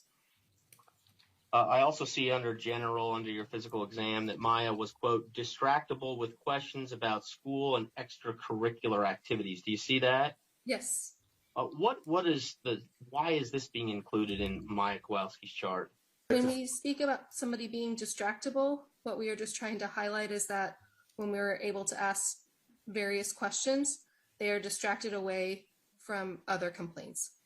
Moving on down to the abdomen here, you indicate that it was soft, non-tender, non-distended, normo-active bowel sounds, and the spleen and the liver were not enlarged. Is that correct? That is correct. Am I correct in assuming that Maya was able to tolerate an abdominal examination?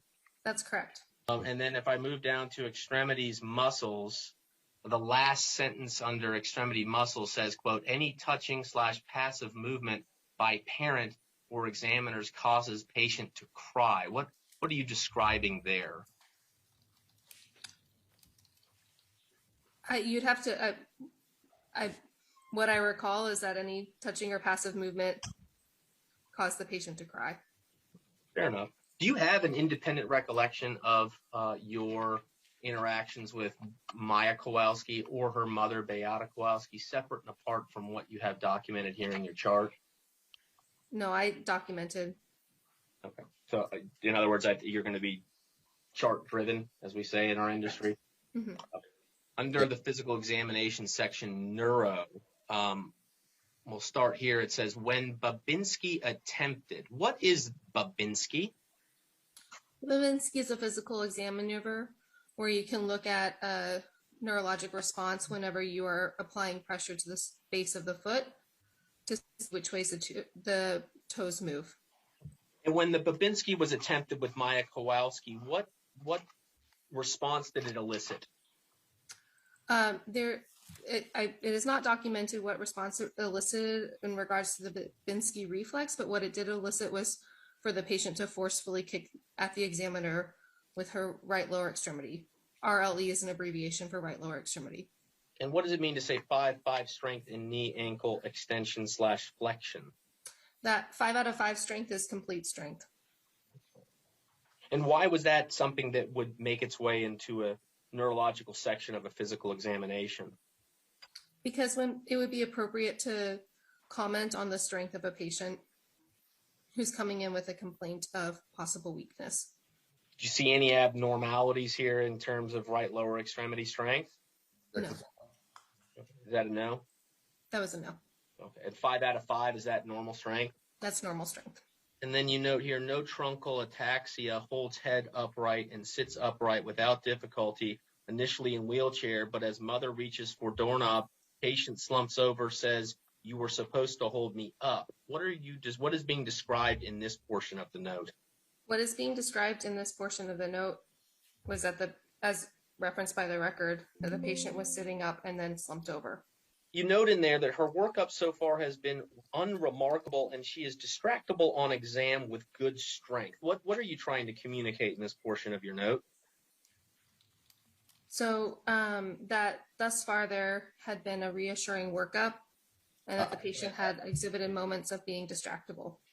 Thank you very much. And then at the very end of the impression, it's documented here, quote, "Her exam is not necessarily consistent with her history, which raises concern for a psychiatric component to her presentation, and specifically conversion disorder." Do you see that? Yes.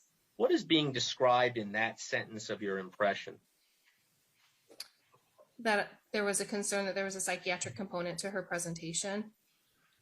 Namely a conversion disorder? Namely a conversion disorder. And what is a conversion disorder?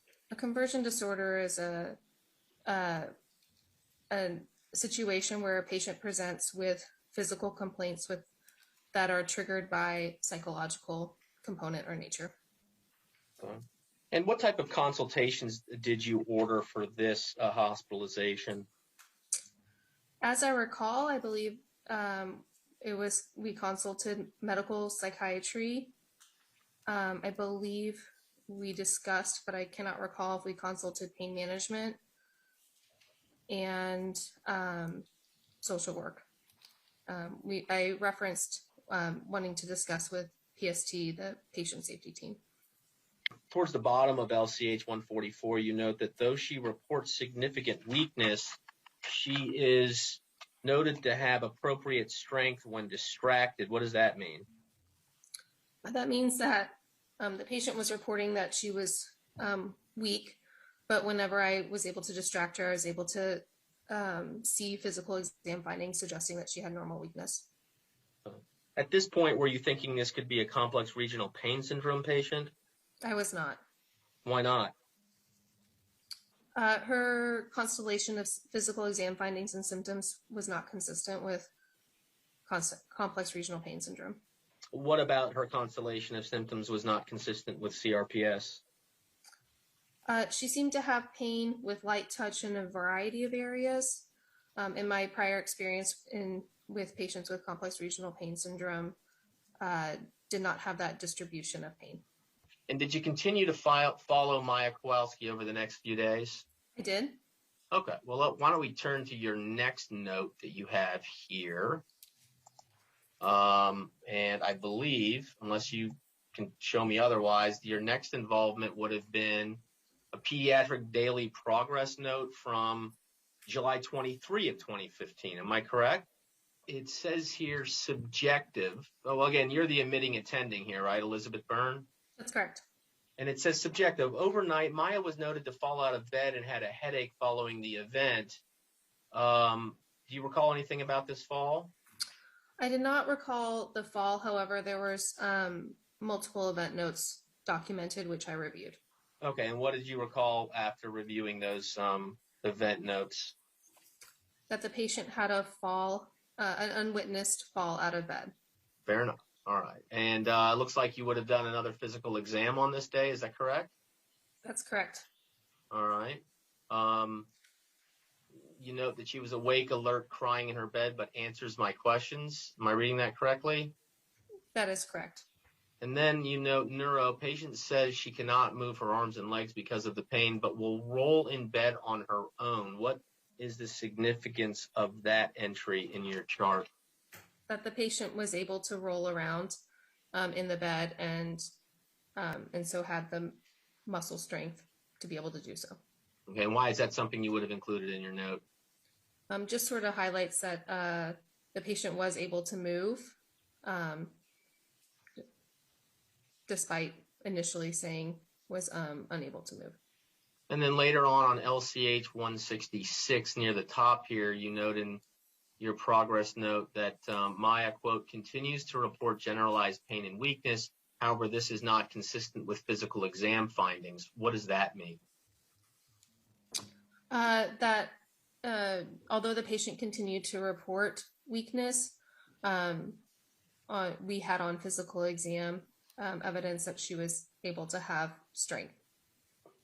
And at the end here, you document, quote, presentation raises concern for a psychiatric component, such as psychological factors affecting physical condition, such as conversion disorder in the setting of recent illness. Do you see that? Yes. Can you please describe what you're explaining in that portion of your note, please? What I'm describing in that portion of the note is that I had a concern for a psychiatric component, such as conversion disorder, affecting her clinical picture. Okay. The part such as psychological factors can reference any number of psychological factors as a trigger for conversion disorder. Okay. All right. And I noticed that you put it in a consult for RIC. Is that the Rehab Institute of Chicago? That's correct. Under psych here, what did you note? Consult for possible diagnosis of conversion disorder / psychological stress. Okay. And so why under your plan did you want to have a psychological consult? Because I wanted the psychiatrist's input about whether the psychiatrist felt like there was concern for diagnosis of conversion disorder / psychological distress. Okay, and why did you place a consult for RIC's involvement? RIC's involvement, because the patient was coming in with physical complaints, and often we consult rehab in order to help with coordination of improvement in functional mobility. Okay, and am I correct here that you also involved social work? That is correct. And what is Child Life? Child Life is a professional within pediatric hospitals who are trained in helping pediatric patients cope with their hospitalization, among other resources that they provide. Okay. And you also advocated for music and art therapy, I believe? That's correct. As well as PT/OT. What's that? Physical therapy and occupational therapy. Okay. And I note also here on LCH 166, do you indicate, quote, given lack of organic etiology for her pain, had a meeting with Maya, her mother, and social work to discuss plan of care, end quote. Do you see that? Yes. What do you mean, given lack of organic etiology for her pain? Meaning that I had a lack of a medical etiology for her pain. Okay. And again, in your addendum, I note that RIC has been involved. Mm-hmm. And what did they recommend? Per my note, it says outpatient rehabilitation. Okay. And I understand you have a daily progress note from July 24 of 2015. Is that correct? Yes. And it says here, Dr. Revivo from RIC discussed treatment options for her with the team and had a conversation with mom over the phone. Do you see that? Yes. All right. And it says the need for non-acute inpatient pain treatment was endorsed. What does that phrase mean? That means that the patient did not need to be inpatient for the pain treatment. Okay. And did you identify any rashes or lesions on the patient's back or extremities? No. Okay. And then what was the result of your neurological assessment here from the 24th? That the patient was stating that she could not move her arms and legs secondary to pain, but when distracted was able to move them. Okay. And what's the clinical significance of that as a pediatric hospitalist? It just indicates that a patient does have the ability to move their arms, even though they're reporting pain. Okay. And then you note presentation raises concern for a psychiatric component, such as psychological factors affecting physical condition, such as conversion disorder in the setting of recent illness. Do you see that? Yes. Okay. And is that, again, you're leaning towards a conversion disorder? Correct. So it looks like we've got a note here on LCH 154 from a Kelly Lowry, PhD, 7/24/15. Do you see that? Yes. Okay. And based on your review of Dr. Lowry's note, what was Dr. Lowry leaning in favor of here? So Dr. Lowry's impression was that psychological factors could be contributing, possibly through maintenance of pain symptoms in response to initial stress or physical change. And as a hospitalist, you kind of oversee multiple different specialties at times, correct? As a hospitalist, I consult with multiple different specialties. Oh. We're looking at a pediatric attending addendum, date of service 7/24/2015, signed by Elizabeth A. Byrne, MD, pager number 95209, can be found on LCH 156.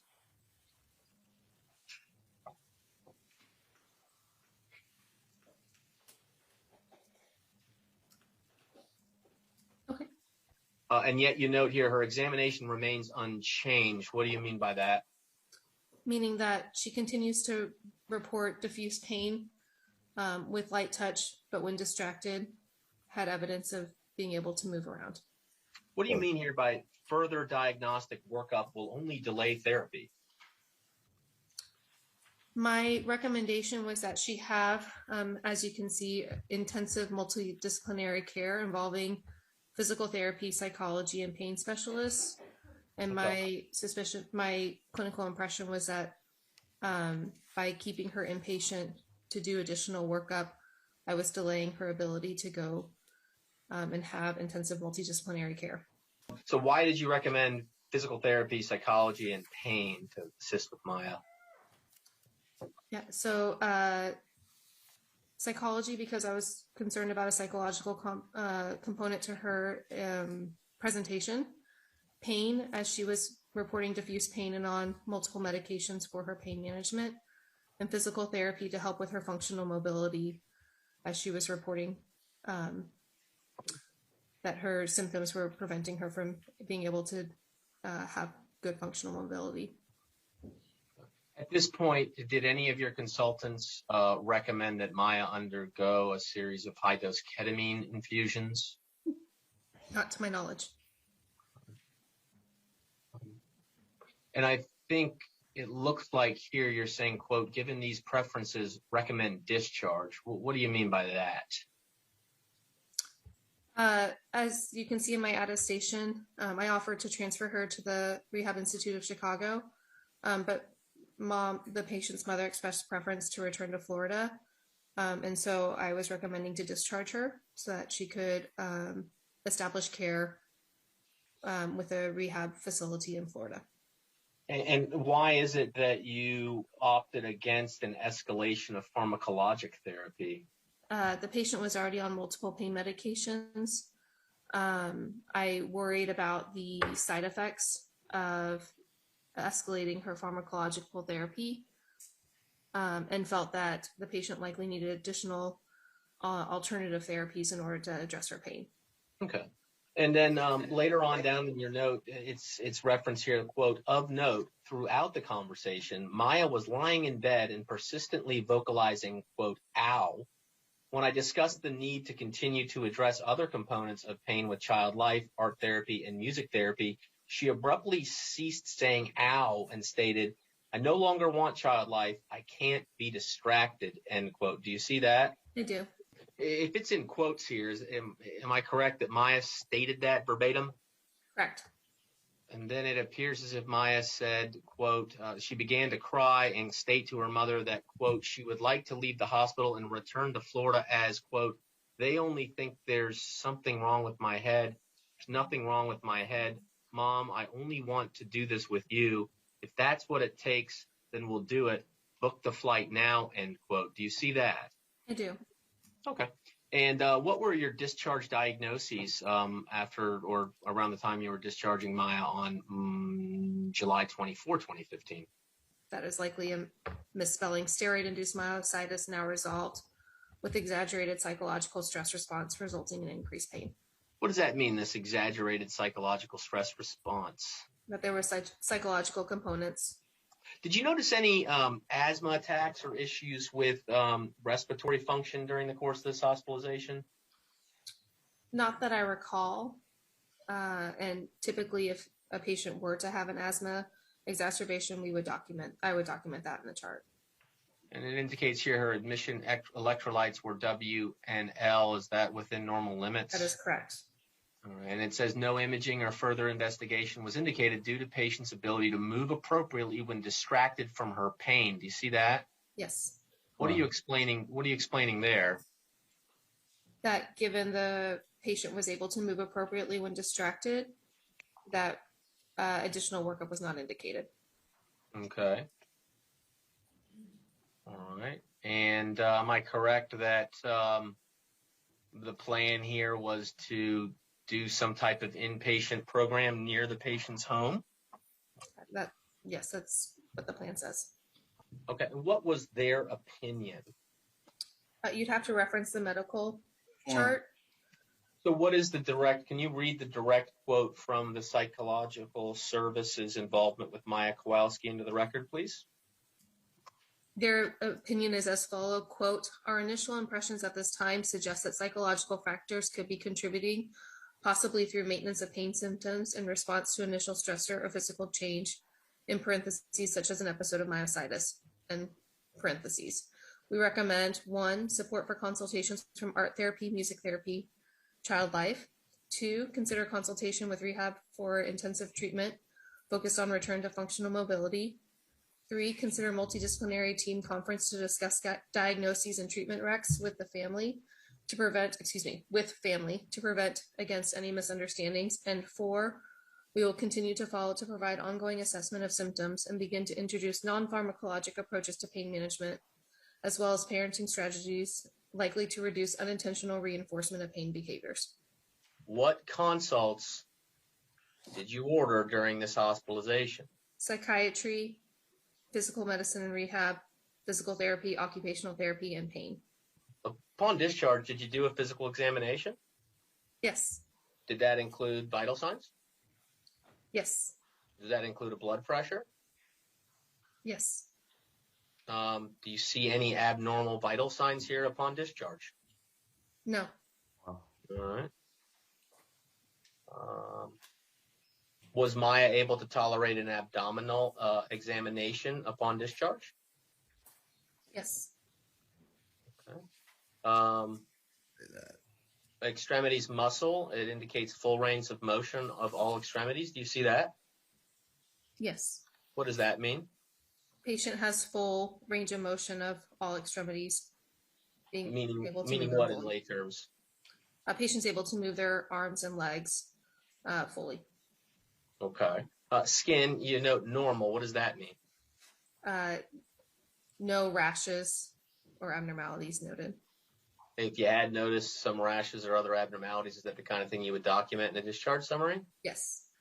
Under neuro, you indicate that the neuro exam was, quote, complicated by lack of patient cooperation, though patient alert, interactive, normal tone, moves all extremities well when observed, complains of weakness and moans in pain during examination, thus examiner is unable to fully evaluate strength. Do you see that? Yes. At the end of all of this, what is your ultimate impression and plan for Maya Kowalski upon discharge here?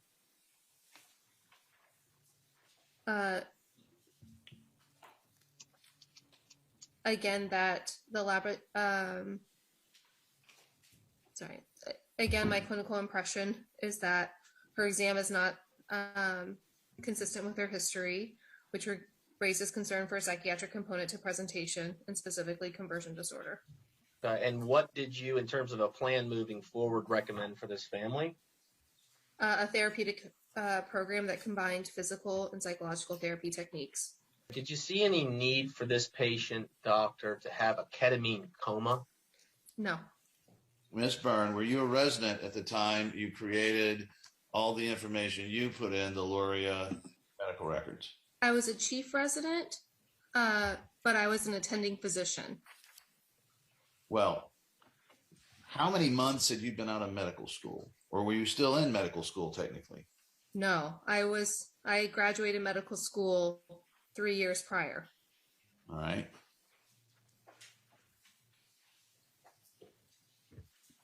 And to that point, you had not gone out into private practice, I take it? No. And you were still serving as a resident, meaning your only employer was Luria's, correct? My employer was the Pediatric Faculty Foundation. Ah. And who are they? That is the physician group that is in that my understanding was contracts with Lurie. I had completed my residency. When did you complete your residency? In 2015.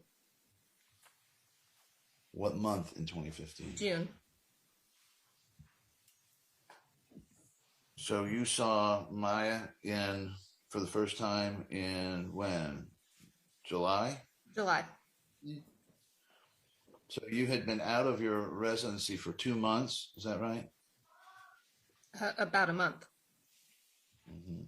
Okay. Well, can you tell me now, since you had offered some opinions there, please tell me the DSM-5 criteria for conversion disorder. I do not have it committed to memory. Well, tell me one. My apologies. No. Tell me just one symptom, one functional neurological symptom of conversion disorder under DSM-5. I'd have to reference the official manual. All right. Tell me then, what are any signs of complex regional pain syndrome? It can be pain with light touch. It can be focused to one limb. It can be variable in presentation. All right. Anything else? No. It's variable in presentation. What is allodynia? I'm not sure. That's one of the key symptoms. It's a light touch causing pain, unexpected levels. So you're saying she had that? She Right? did. Right. Is it just possible that this was the beginnings of dystonia? It was not consistent with examples of dystonia that I have seen, as her Why? feet were not consistently plantar flexed. Did pain management do a consult on this? I believe pain was consulted. When you say a consult, my understanding is where the physician comes in, examines the patient, makes those tests that are reasonably necessary, and does a differential diagnosis to come up with a working or eventually, I guess, firm diagnosis. Is that your understanding? Yes. So are you saying that you had a pain management expert come in and do a full physical examination of Maya Kowalski? I consulted the physical pain team, the pain management team, excuse me. And I was not present at the time of their consultation, so you'd have to ask them. Well, and you ordered also a site consult, is that right? That's correct. Now, and who was that by? As per the medical record, it appears like Kelly Lowry, the psychologist, did the consult. And do you know Kelly Lowry? It's been several years, but I have talked to Kelly on the phone at that time. She was a PhD psychologist, was she not? I believe so. As opposed to an MD, which would be a psychiatrist, correct? That is correct. All right.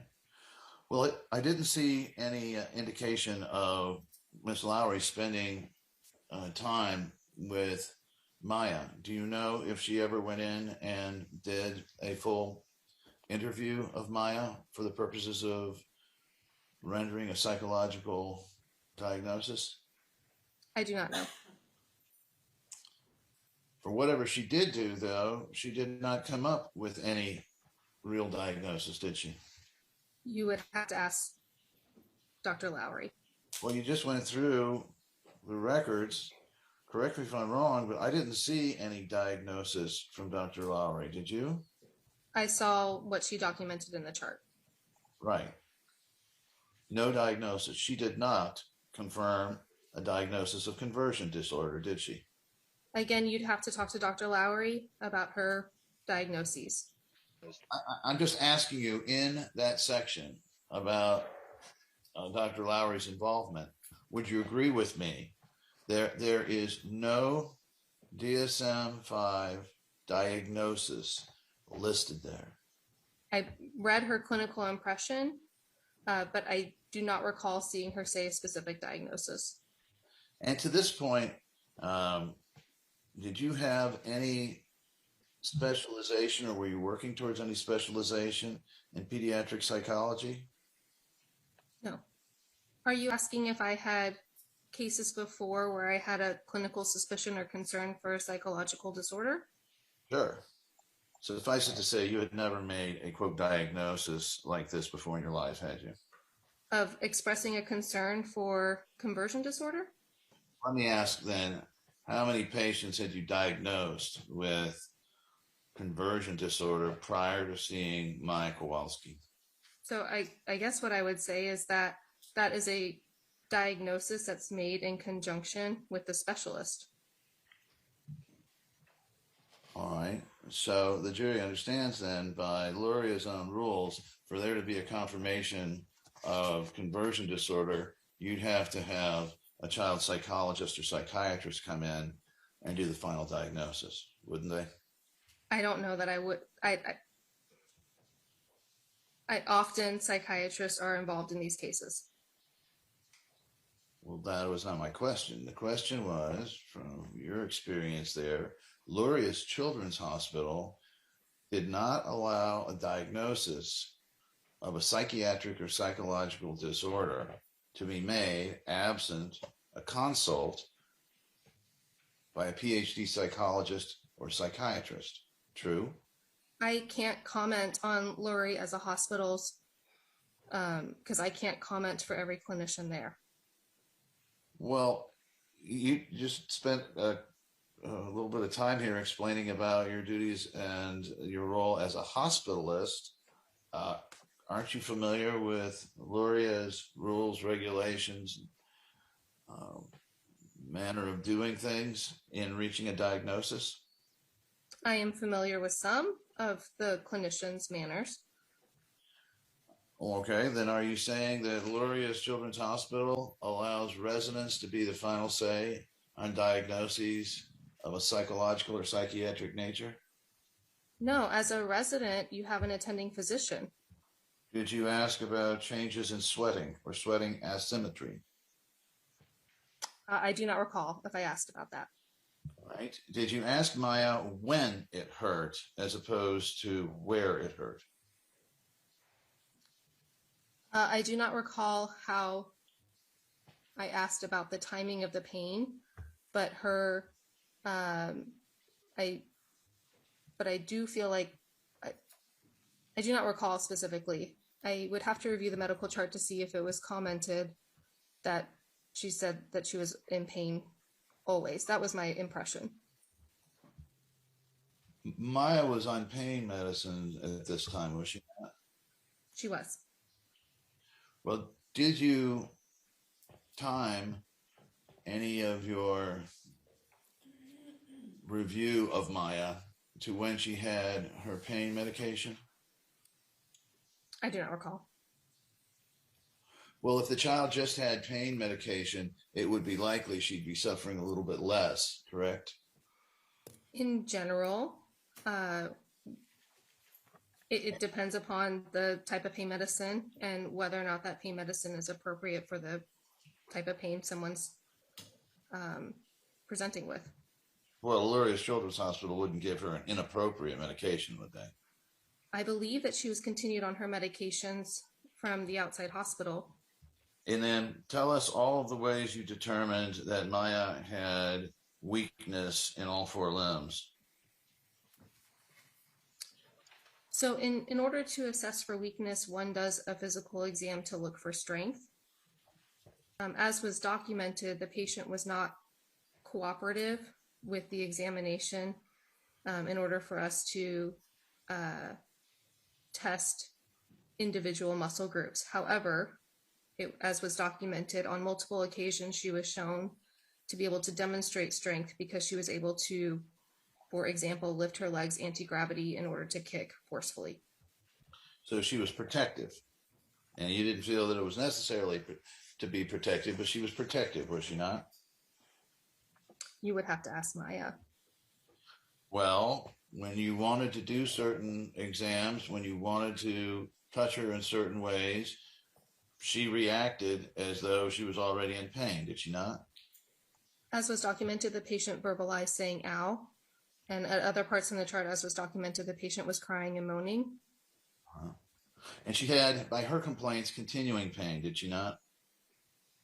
I'd have to review, but that was my impression. And from your history, this appeared to be disproportionate to any inciting event. In other words, you couldn't pinpoint how the pain started, right? And you already testified that she had hyperesthesia, right? She reacted really out of the ordinary, out of what you would expect to being touched, right? As you'd have to refer to the medical record, but as was documented, the patient stated that she had pain with light touch. She also had allodynia, as you stated, right? Mm-hmm. All right. Did you specifically look for skin color changes during the time she was there? Yes. And she reported decreased range of motion, did she not? I'd have to reference the medical record. Well, didn't you say that she reported to you that she had difficulty moving her arms or legs, things like that? Yes, that's correct. Okay. Did you do a pinprick test anywhere? I do not recall. Okay. By my count, you just said that she has all of the, sufficient number of symptoms and signs for confirmation of CRPS. Whether she did or didn't, did that ever cross anyone at Luria's mind? Can you repeat the question, please? Well, there are a certain number of signs and a certain number of symptoms at the time in order for diagnosis of CRPS. Do you agree with me? There. For a diagnosis of CRPS, yes, there are signs and symptoms. Okay. And there's 3 or 4 of different categories, but you pointed out hyperesthesia, allodynia, decreased range of motion, motor dysfunction, and I don't think you checked for the rest of them. So wasn't there enough there to get a consult for somebody that knows CRPS? The patient reported decreased range of motion, but was able to exhibit appropriate range of motion. In regards to if I have a clinical suspicion for CRPS, which I did not based off of her physical exam and find symptoms, then yes, I would in general consult a subspecialist. Did a pediatric neurologist ever examine her for what she complained of? Not what you thought she complained of or what you thought she could do, but what the child could. During her hospitalization, she was not examined by a pediatric neurologist, to my knowledge. Well, did you have a pain management specialist, somebody who might know something about CRPS, examine her, not about what you said she was doing, but about what Maya said her problems were? I had a pain management specialist consult on her. Right. So, can you remember whether the pain management specialist made any firm diagnosis of what was wrong with Maya? I do not recall. Okay. And after looking into it, you still had no one that you can tell us who confirmed a diagnosis of conversion disorder. Do not recall if anyone specifically put a diagnosis of conversion disorder in their documentation. Did I put down Munchausen by proxy? I did not. Okay. Apparently none of them rose to a particular concern other than your suspicion of conversion, right? Have you followed Maya since this time? No, You know what happened to this little girl and her family? I do not. How many papers have you published in the area of child psychology or psychiatry? 0. How many talks have you given? 0. Well, what training do you have in complex regional pain syndrome other than whatever you learned in medical school? Training is that of what I learned in medical school and what I've learned in my, at the time, what I learned in my pediatric residency. So no papers and no talks, and no clinical studies, none of that, right? No papers, no talks, or clinical studies in regards to. Complex regional pain syndrome. That is correct. So then, in terms of Maya's actual diagnosis as opposed to suspicions, would you defer to the attending physicians that followed Maya thereafter for longer periods of time, who had specializations in these areas? I can't comment on Maya's diagnoses after she left my care. Why did you think it was suspicious for Maya to stop crying to explain to you where she hurt? In patients with significant pain, in general, they are not able to stop crying in order to answer questions. Well, when you say stopped crying, are you saying her face miraculously dried up and she had a bright smile on her face and she was no longer sobbing and was just perky? You stopped sobbing long enough to explain. As I recall, she had a pause in the facial grimace and moaning and was able to converse with me in a comfortable fashion. Was she crying before that? She was crying and moaning. So she stopped moaning long enough to explain to the doctor where she hurt, right? And grimacing. That's the end of that presentation. Anything else today? If you would indulge, I have about 1.5 minutes of video to play before we conclude. I think we can do 1.5 minutes. Okay, great. Clay, I would like you to play Defense Exhibit 3095, which is a video from May 26, 2017. May 26, 2017, 3095.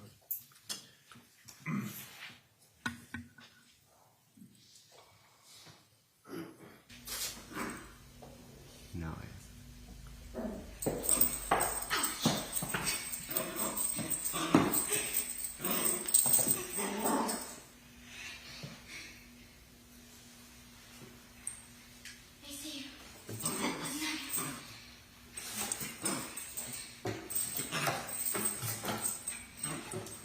You know what Kyle does? He just lays down and then she comes and jumps on him.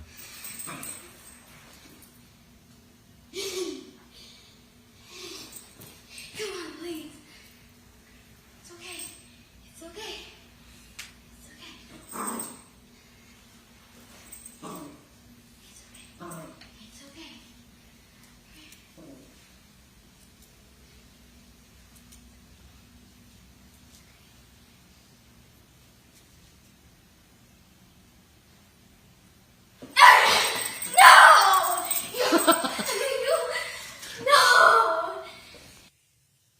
And then last one, Your Honor, for the day is 3097. And this is October 20th, 2017, October 20th, 2017, 3097.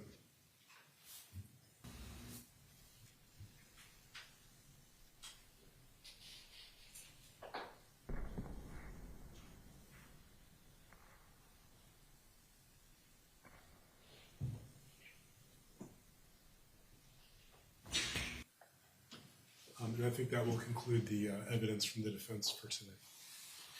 Okay. Members of the jury, do not discuss this case amongst yourselves. Do not do any investigation and receive no information. Monday, we're going to be back at the normal time, so ready to go at 9 a.m. Have a wonderful weekend. Thank you very much. We're still on time.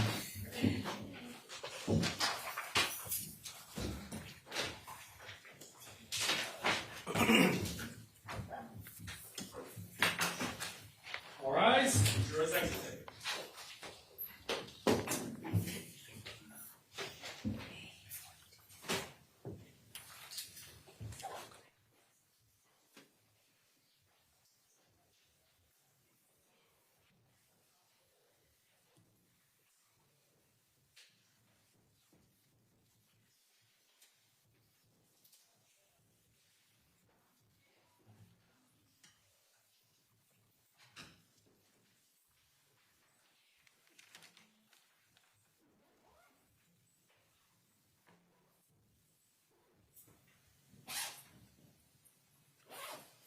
Okay, let them know that I'll address it on Monday, but I'm aware.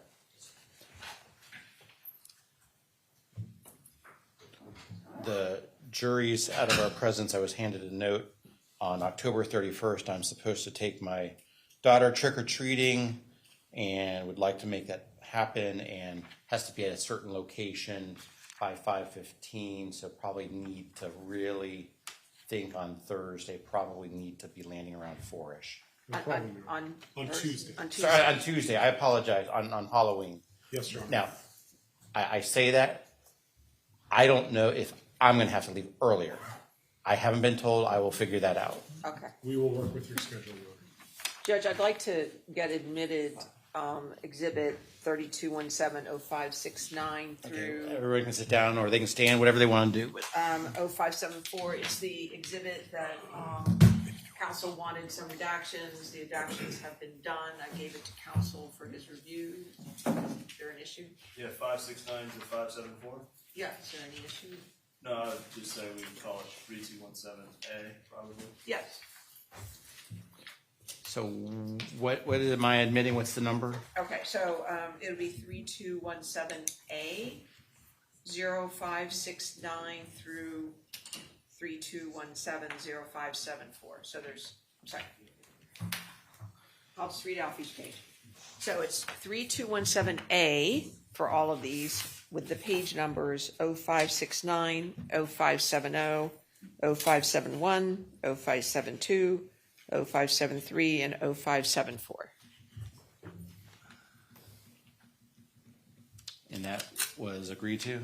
That's the one where the court order, yes, just say yes. Over our objection, eventually agreed to. Yes. So the court receives, and Ms. Cross, make sure I read this properly, into evidence 3217A, specifically pages 569, 571, 569, 570, 571, 572, 573, and 574. Yes.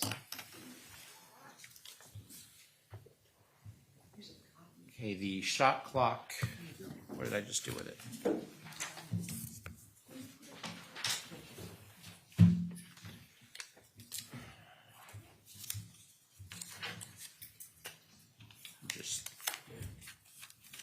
Plaintiffs use 1 hour, 15 minutes. Their cumulative total is 56 hours, 35 minutes.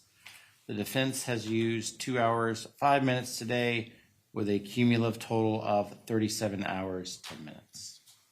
Judge can inquire, it's our understanding that the remaining amount to get up to 59 includes rebuttal. Well, that is what I have previously said. Because, right, okay, we just want to make sure, Judge, because the longer the crosses, the harder it is for us to get to close our case. So we want to make sure we're all operating under the 59-hour agenda. We will make a motion at the appropriate time. We have been targeted with our time during the defense's case, but we'll take it up at the appropriate time. That's fine. And before such a motion is made, if such a motion is made, please just talk to the other side and see if there's an accommodation or not. But if we need to address it at the time, we'll address it at the time. Okay. Anything else I can do other than speak even slower on a Friday afternoon? Not from the defense room. What time do you want us here Monday, Judge? we talking 15 minutes or 30 minutes before? I mean, I suspect. I think 8:30, Judge. We're going to have some exhibits given the witnesses. And who do we have coming on Monday? Well, we talked about that earlier, but we are also likely to call Dr. Sharon Levy. She's one of our experts, in addition to. So Levy and Beatty. Is there anyone else that we need to know of? We also have a nurse, Kelly Thatcher, who can also testify. 3 witnesses? Yes. Oh, well, and then Debs. Yeah. 3 live. 3 live witnesses. 3 live witnesses, and we'll let you know about that. Understood. I think we have still time. And then are we looking to rest on Tuesday or Monday? Judge, in all honesty, we're not going to be representing Monday. And every day we think we're going to get more done, and we don't. That's part of my comment about, just taking forever. So I would say this: we're definitely be calling witnesses through Tuesday. Our goal is to rest early Wednesday, but in fairness, it's going to depend how long the plaintiff has in cross on our witnesses. If we can get through 3 live witnesses on Monday, plus play at least 1 to 2 depositions, we should be in a good position to rest by Tuesday. If the plaintiff are taking long cross examinations of our witnesses, it's going to push into Wednesday morning. In fairness, you've seen the shot clock. They've used 57 hours. We've used 36. So we also have the burden of proof. Anyway, I am. We understand that this court wants us. Needs the parties to rest at the end of Wednesday. We understand that. I am trying to get this case resolved by Veterans Day. We understand the court's admonition that the absolute target for everyone to be done is so we can close on Monday is for both sides to rest Wednesday. We're working towards that, but again, if the plaintiffs have another 3.5 hours, if they burn through all of that on cross-examination, they're going to have trouble resting by the end of Tuesday. Anyhow, nothing further after that, Your Honor. Well, we've been passing notes back and forth when we're at the lectern here, giving each other the hook. So I appreciate it, and have a wonderful weekend. I'll see everybody here 8:30 a.m. 8:30 a.m. on Monday. Yes, Your Honor. Have a good weekend. I know. We're in recess.